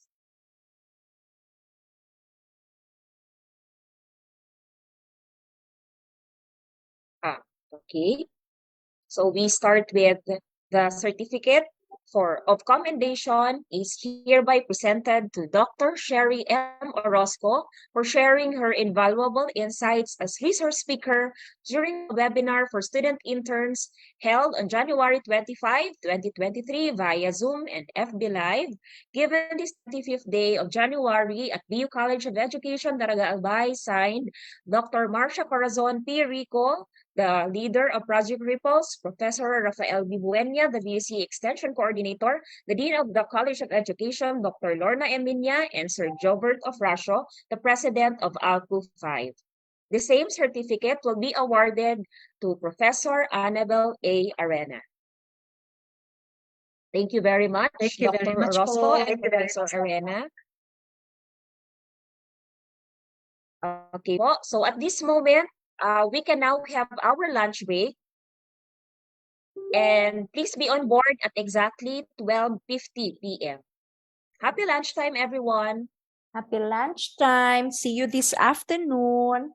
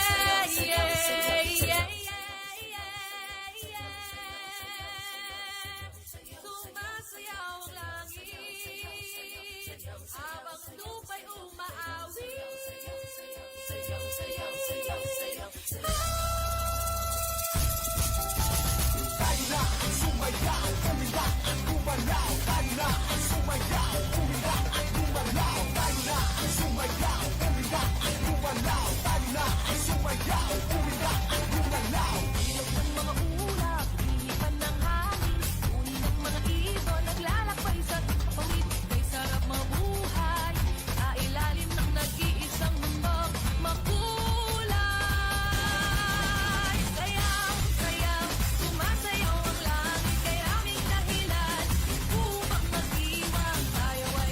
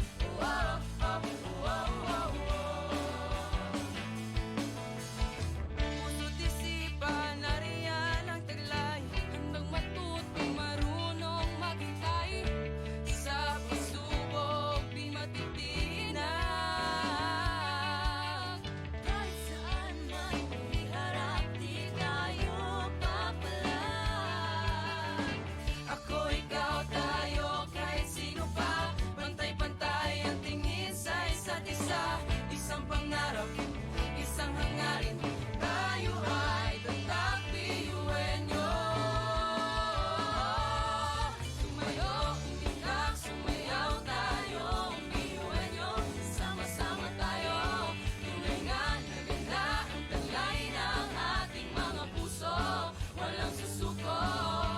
Kahit anong problema, wala lang yan basta idaan sa ngiti lang. Pasok na yan at laging isipin na tayo'y tatakbiwenyo.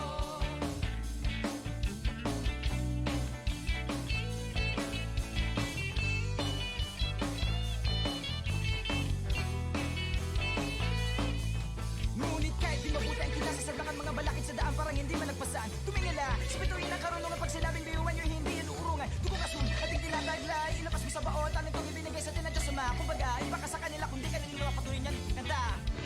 Mga talento natin na iba-iba, sa pamumuno tayo'y nagiging isa. Sa serbisyo, hindi nagsusukuan. Kahit di na kaya, ay kakayanin pa.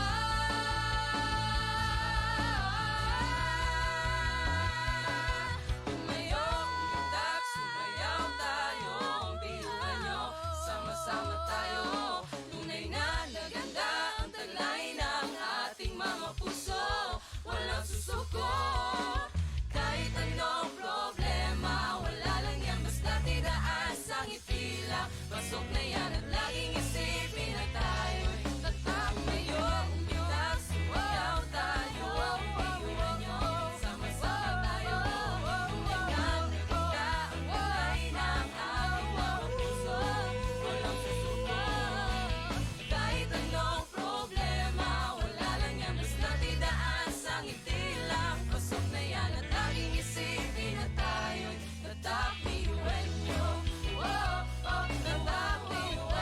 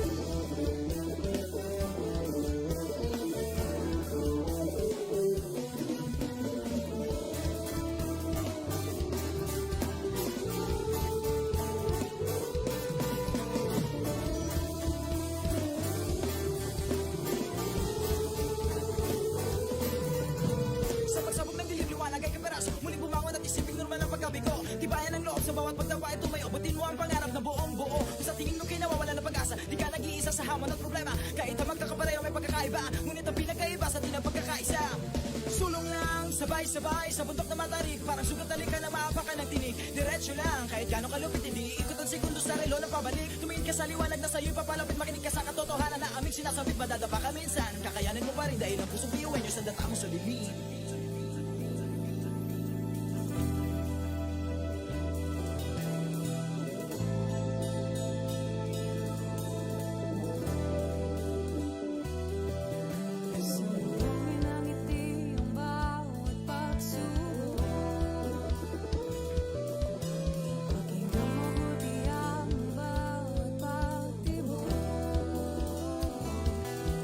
Ang pusong nangangarap, biyuhin nyo, nasisilap, sama-sama sa pangarap, kapit-pising, tayong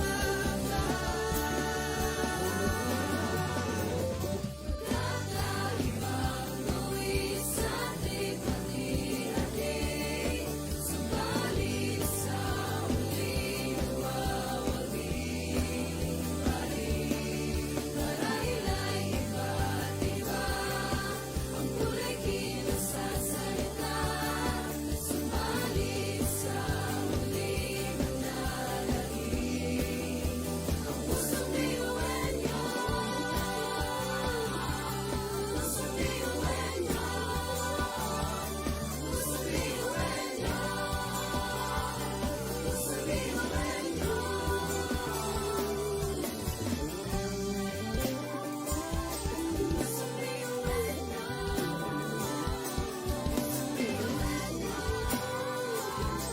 Pusong biyuhin nyo. Ang pusong biyuhin nyo. tatak biyuhin nyo. Wow, oh, wow, wow, wow, oh. Wow, oh, wow, wow, wow, oh. Wow, oh, wow, wow, wow. Mga pangarap kayang apatin, pag-asa ng ambisyon natin, di kukuha tulog-tulog. Saan man magpuntay, isa ang pulong. Ako, ikaw, tayo, kahit sino pa, pantay-pantay ang tingin sa isa't isa. Isang pangarap, Isang hangarin, tayo ay kakabiyuhin nyo. Sumayo, umilang, sumayaw tayo, biyuhin nyo. Sama-sama tayo, tunay nga na ganda ang talay ng ating mga puso. Walang susuko, kahit anong problema, wala lang yan basta didaan sa ngiti lang. Pasabayan at laging isipin na tayo'y tatakbiyuhin nyo. Wow, oh, wow, wow, wow, oh. Wow, oh, wow, wow, wow, oh. Wow, oh, wow, wow, wow. puso't isipan, nariyan ang taglay. Handang matuto, marunong maghintay. Sa pagsubok, di matitinag. Kahit saan man iharap, di tayo papalag. Ako, ikaw, tayo, kahit sino pa, pantay-pantay ang tingin sa isa't isa. Isang pangarap, isang hangarin, tayo ay tatakbiyuhin nyo. Sumayo, umilang, sumayaw tayo, biyuhin nyo. Sama-sama tayo, tunay nga na ganda ang taglay ng ating mga puso. Walang susuko, kahit anong problema, wala lang yan basta didaan sa ngiti lang. Pasok na yan at laging isipin na tayo'y tatakbiyuhin nyo.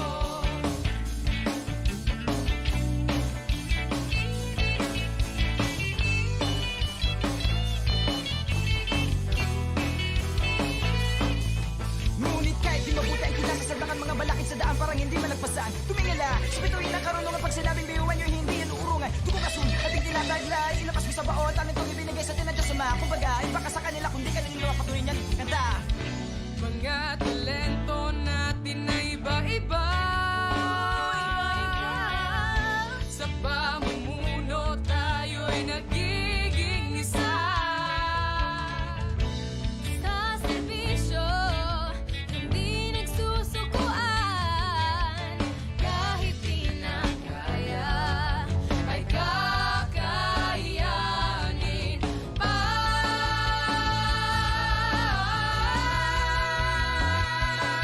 Tumayo, umundak, sumayaw tayo, biyuhan nyo, sama-sama tayo.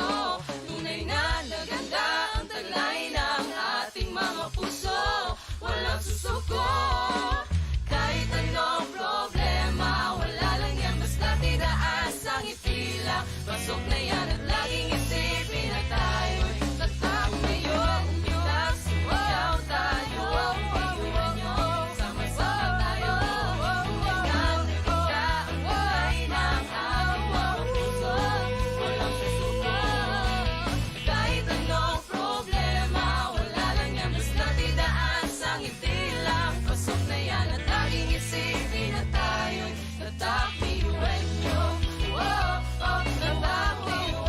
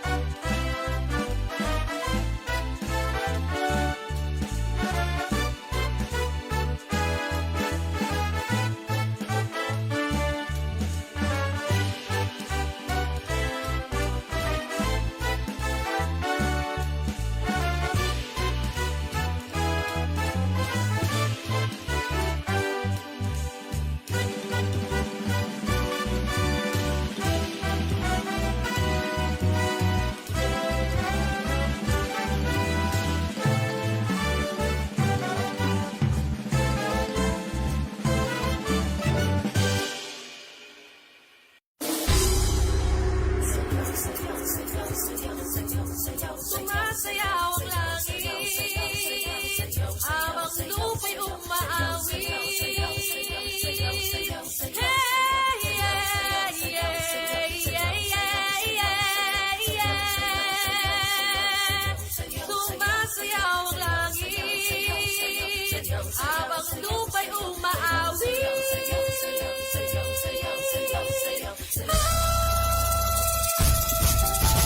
Tayo na ang sumayaw, kumila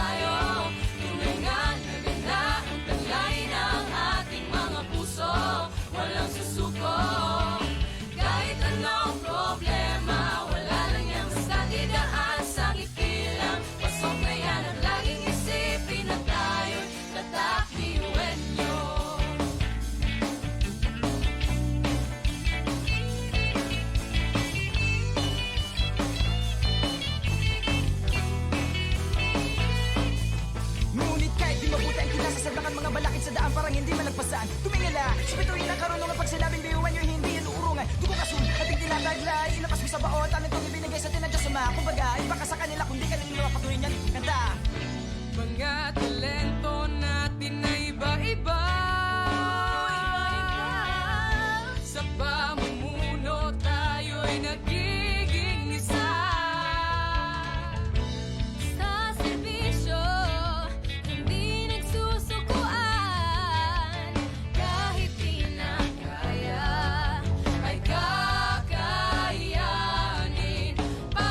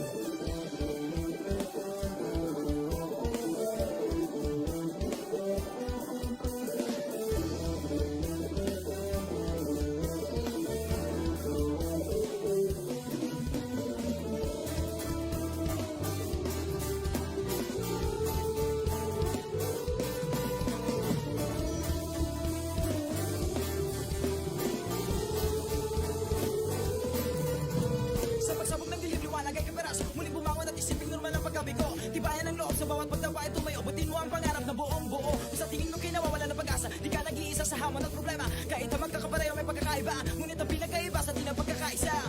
Sulong lang, sabay-sabay sa bundok na matarik, parang sugat na ka na maapakan ng tinig. Diretso lang, kahit gano'ng kalupit, hindi ikot ang segundo sa relo na pabalik. Tumingin ka sa liwanag na sa'yo'y papalapit, makinig ka sa katotohanan na aming sinasabit. Madadapa ka minsan, kakayanin mo pa rin dahil ang pusong biyuin nyo sa data mo sa dilim.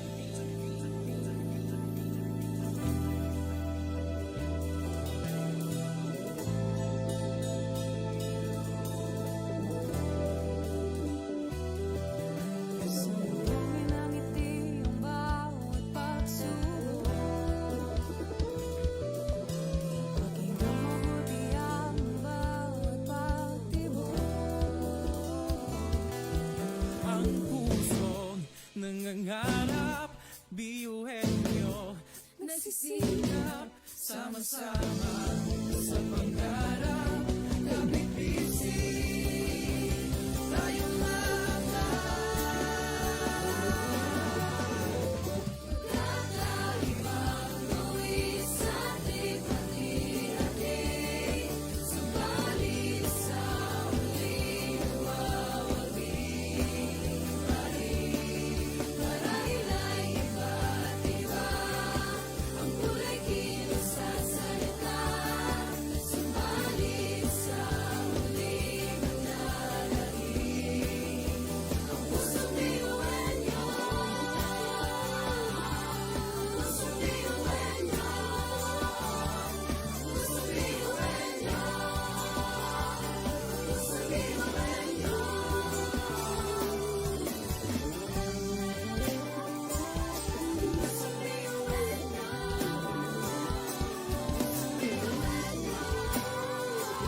pusong biyuhin nyo. Ang pusong biyuhin nyo. tatak biyuhin nyo. Wow, oh, wow, wow, wow, oh. Wow, oh, wow, wow, wow, oh. Wow, oh, wow, wow, wow. Mga pangarap kayang abutin, pag-asa ng ambisyon natin, di kuho at tulong-tulong. Saan man magpuntay, isa ang pulong. Ako, ikaw, tayo, kahit sino pa, pantay-pantay ang tingin sa isa't isa. Isang pangarap, isang hangat, Tayo ay tatak biyuhin nyo.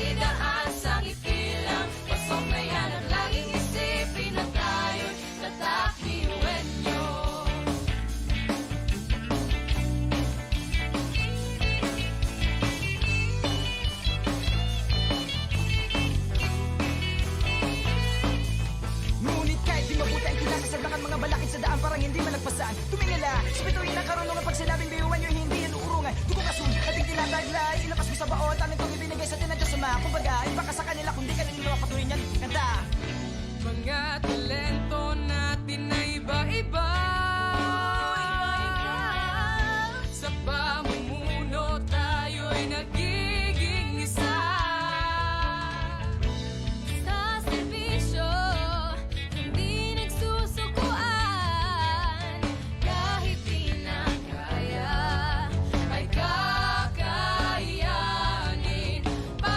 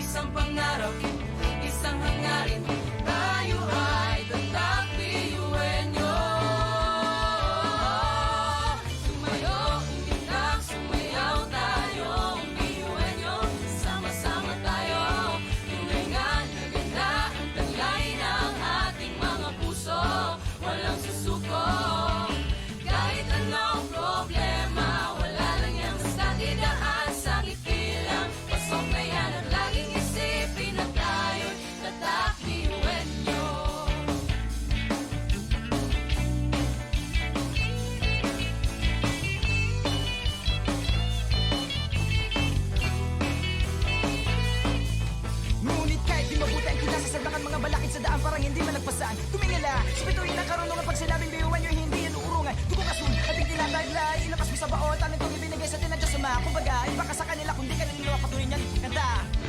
Mga talento natin na iba-iba, sa pamumuno tayo'y nagiging isa. Sa serbisyo, hindi nagsusukuan. Kahit di na kaya, ay kakayanin pa.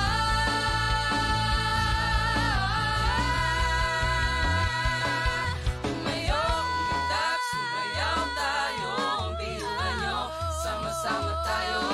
Tunay na naganda ang taglay ng ating mga puso. Walang susuko, kahit anong problema. Wala lang yan, basta tidaan sa ngiti lang. Pasok na yan at laging isipin na tayo'y tatak. Tumayo, umundak, sumayaw tayo. Biyuhan nyo, sama-sama tayo. Tunay na naganda ang taglay ng ating mga puso. Walang susuko, kahit anong problema. Wala lang yan, basta tidaan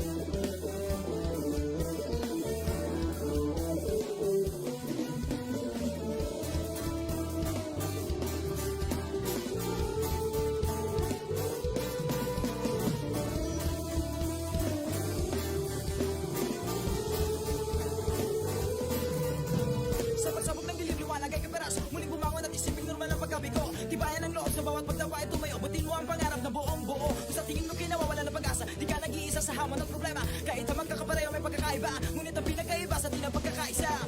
Sulong lang, sabay-sabay sa bundok na matarik. Parang sugat na lika na maapakan ng tinig. Diretso lang, kahit gano'ng kalupit, hindi ikot ang sekundos sa relo na pabalik. Tumingin ka sa liwanag na sa'yo'y papalapit. Makinig ka sa katotohanan na aming sinasabit. Madadapa ka minsan, kakayanin mo pa rin dahil ang pusong biyuin nyo sa data mo sa dilim.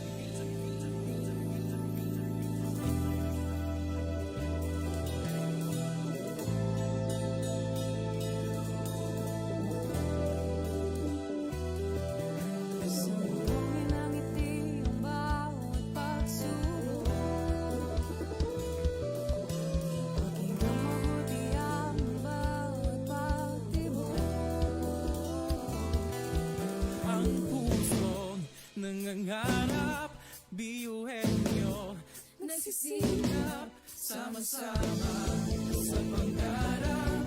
Kapit bisig, tayong mga Kakaibang gawin sa ating hati-hati. Subalit sa muling nagwawagi. Marahil ay iba't iba ang kulay kilos sa salita. Subalit sa muling nananahimik. Ang pusong biyuhin nyo. Pusong biyuhin nyo. Pusong biyuhin nyo. Pusong biyuhin nyo.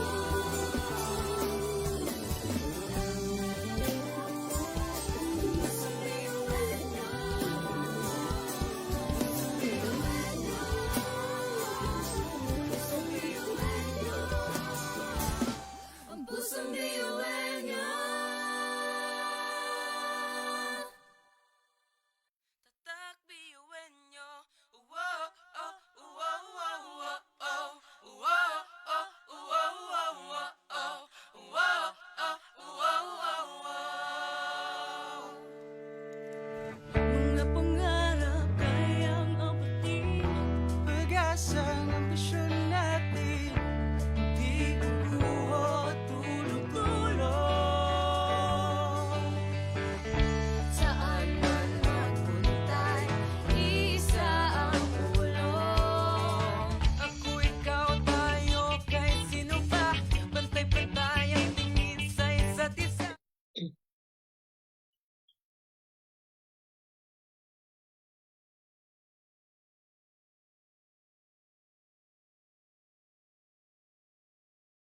Good afternoon.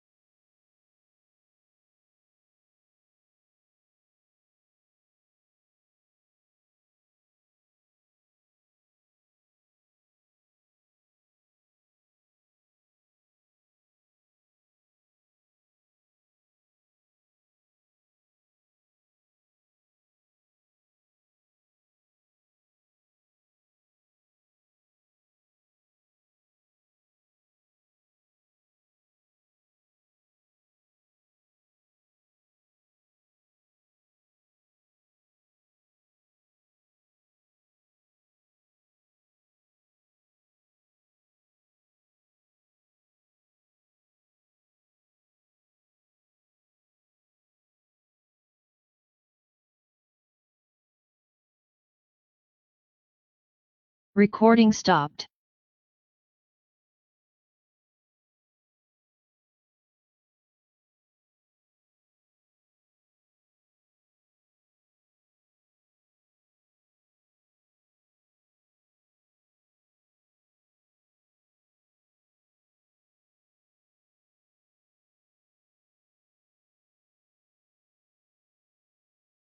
Good afternoon once again. We are now Recording in the in afternoon progress. section of this webinar. Please allow me again to remind everyone of the following house rules. For those in the Zoom room, please switch off your audio and camera during the entire duration of the session. Listen while the resource person is speaking, and we encourage you to take down notes.